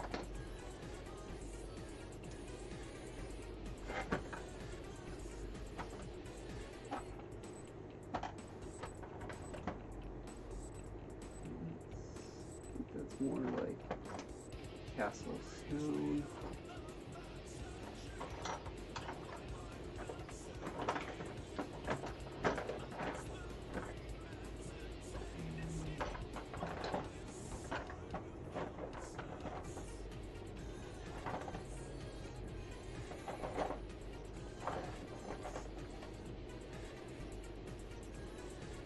Might work for mountainous stuff.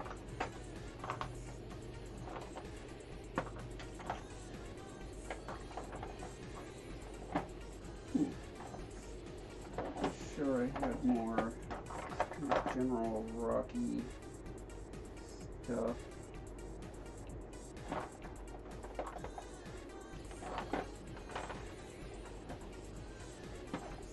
I'm not seeing it. So I'll experiment with these ones and see what they give me.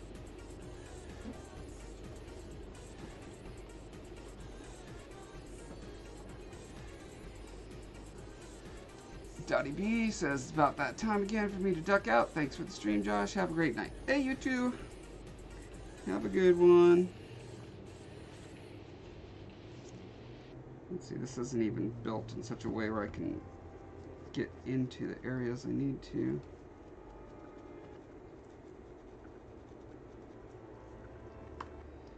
I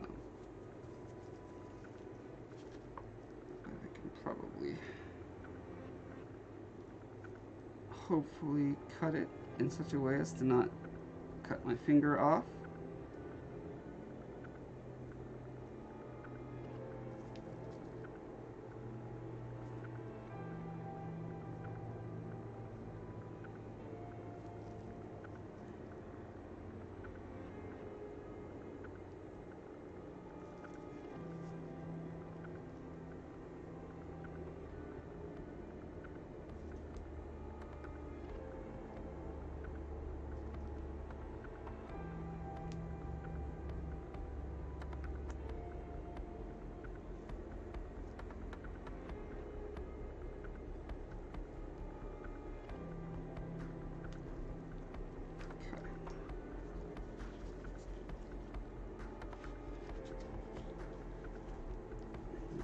Press it in, so.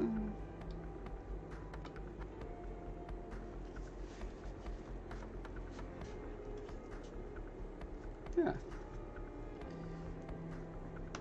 Let's see, how close can we get to this?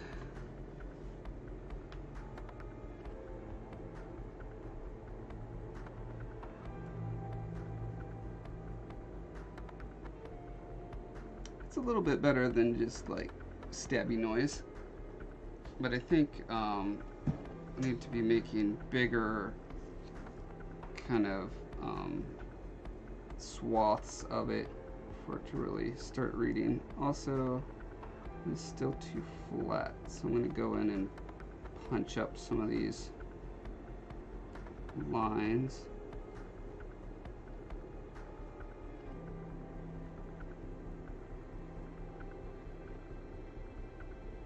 And then I think on another pass I can add more features that kind of come up out of the rock. That will give it the look I'm hoping to get. But yeah, I think that's a pretty solid start.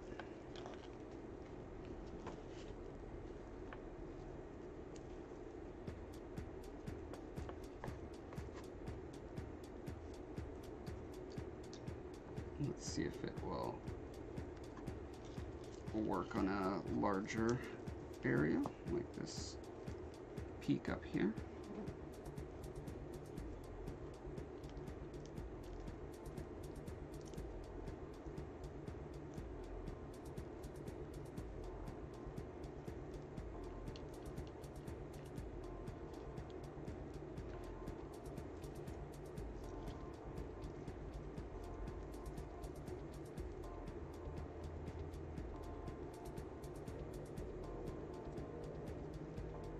It just kind of makes it look a little raisiny, but if we start with that, add this, what do we get?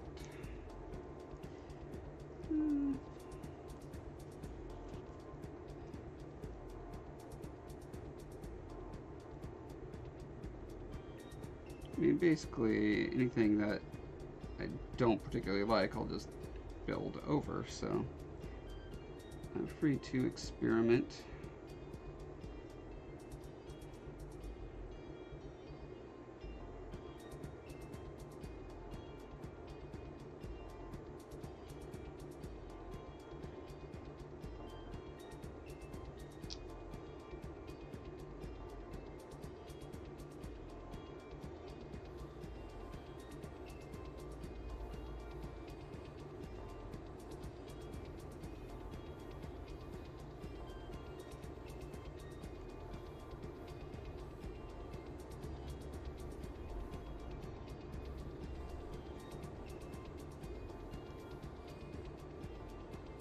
That looks like a sufficiently Zelda-y peak to me for now.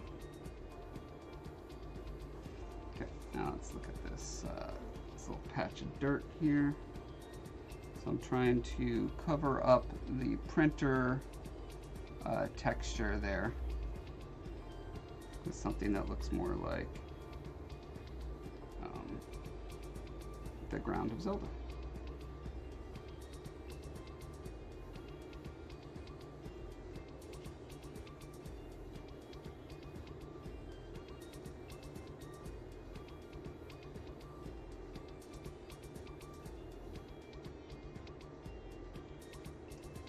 First of all, just getting a super thin layer on there is a good start.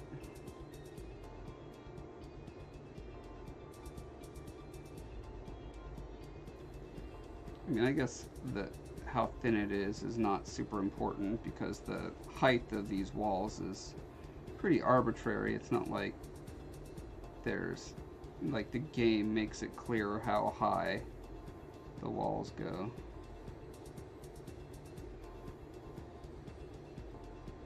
So if I wanted to, I can make, you know, I could make the dirt go like up quite high on there, but. And here is where I feel like maybe just a noise pattern would work best.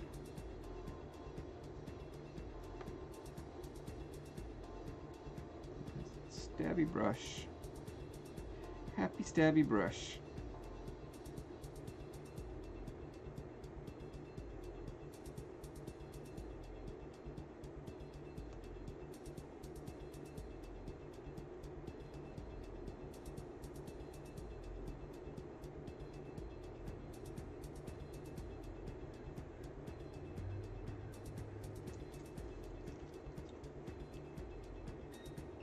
Go in and manually add a few stabs closer to the wall because the brush bristles are not quite reaching it adequately.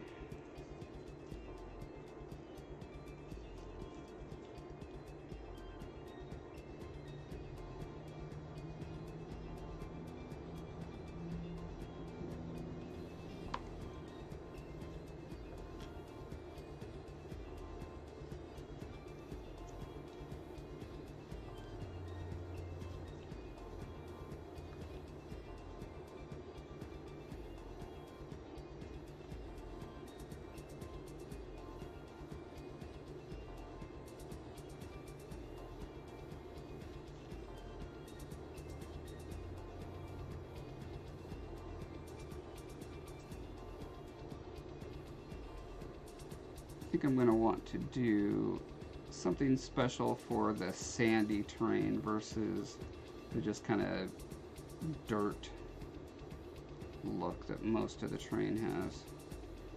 I think there's basically like rock, sand, and dirt. Let's see how, if I had the actual map art, that'd be nice to look at, but here he's kind of got like grassy, yeah, sandy, rocky.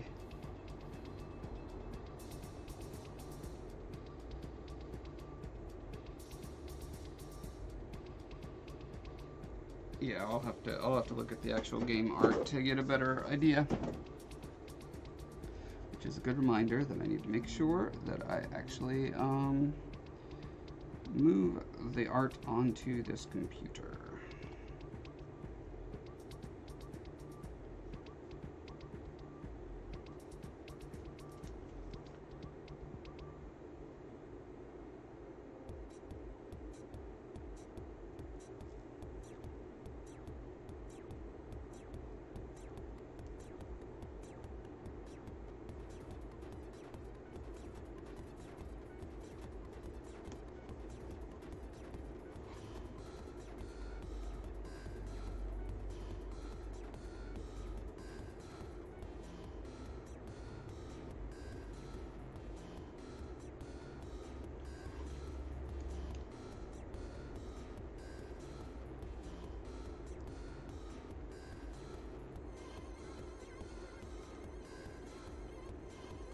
Yeah.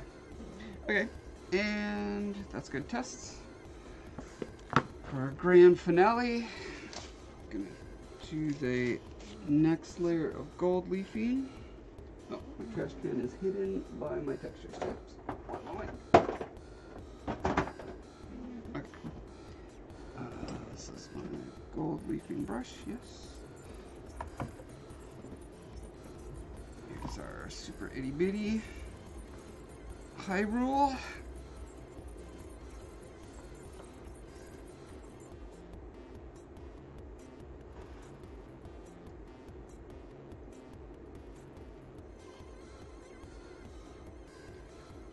Okay, gold.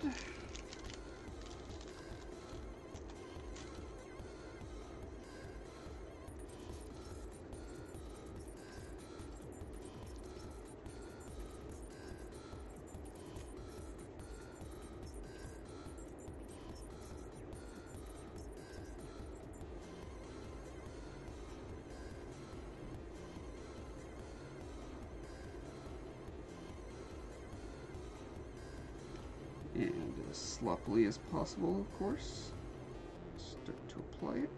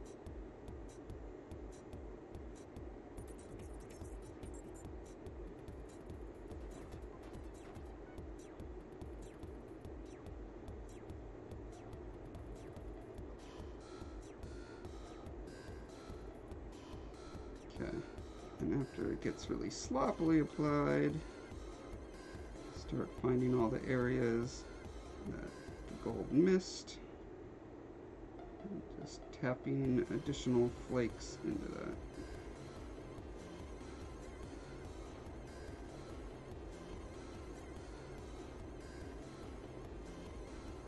In theory, all of this should be covered with the glue. In practice, that's not always what ends up happening.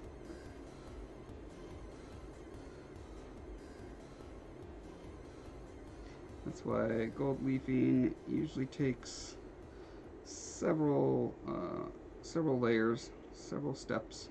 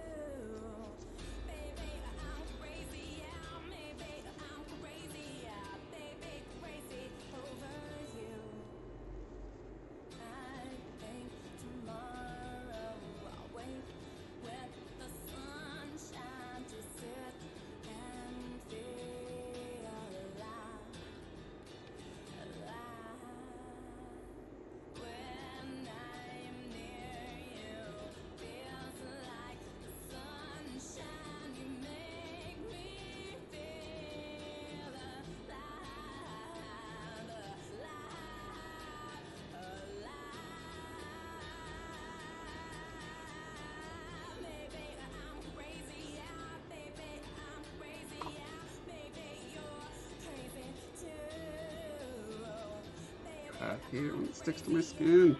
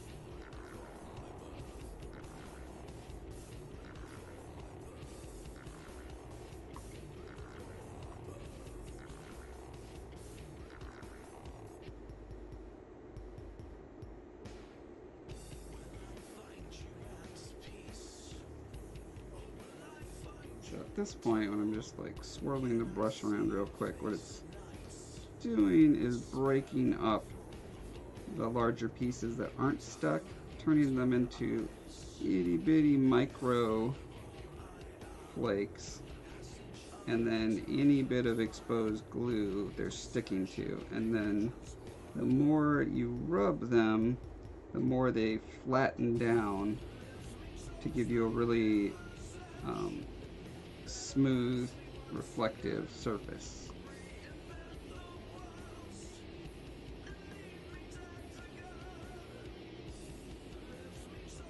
Unfortunately, anywhere where I didn't glue sufficiently, no matter how much I rub over it, you can see there's still that dark gap where it's not covering.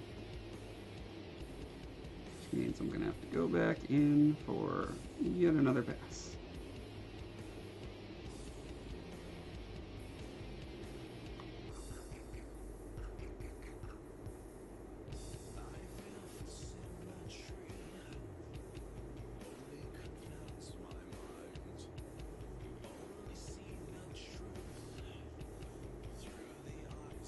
Because there's so many tiny nooks and crannies in here, it's easy to miss spots, and it's easy for the flakes of gold to accumulate into little piles, and those piles are not going to be shiny because they're just a bunch of flakes.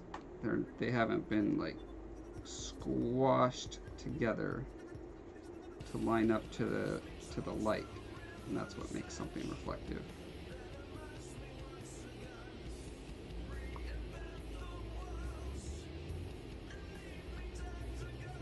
And if you rub too hard, you can see some of these little peaks here.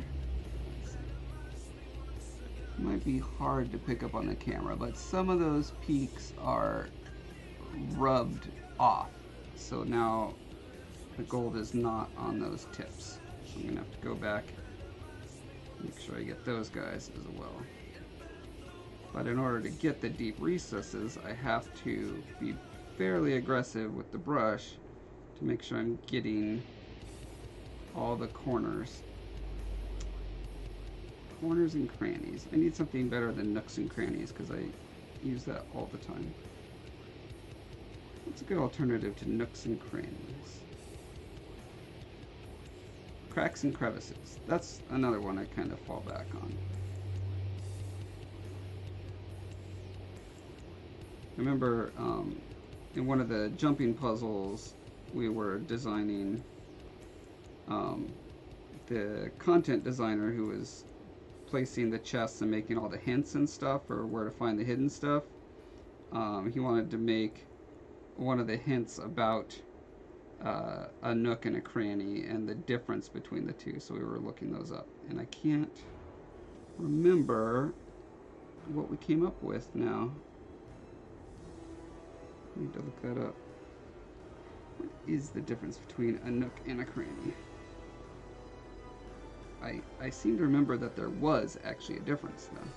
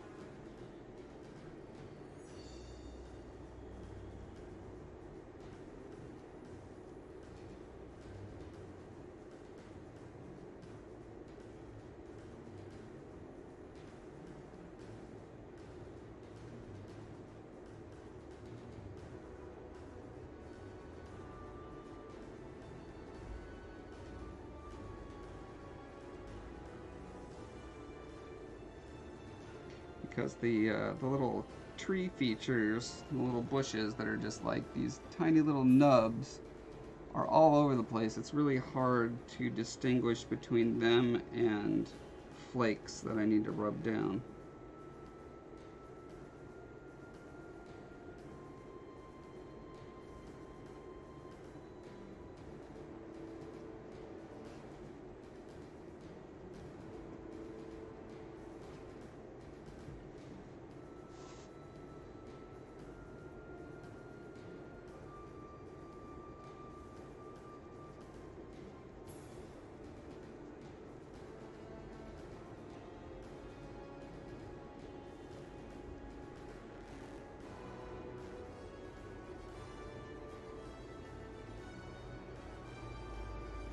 Anyway, but that's like, you know, 90% of the way there. Looks pretty darn cool.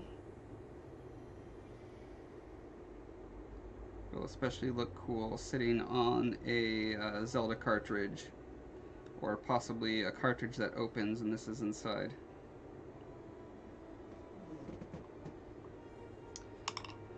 Yeah, okay. I think this is a good place to call it for today.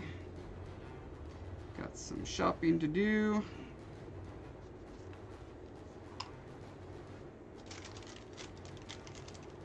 And yeah, I'll see you guys one more time before my trip. So expect a Wednesday stream if all goes according to plan.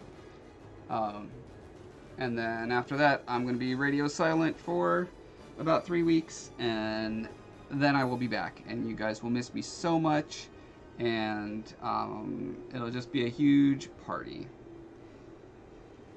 So yes, I will turn it off now because I'm done. Okay, bye everyone. Bye. Bye 76. Bye Gallo. Bye Dottie. Well, I already said bye to Dottie. Bye Aletha if you're still there. If you're still there, bye.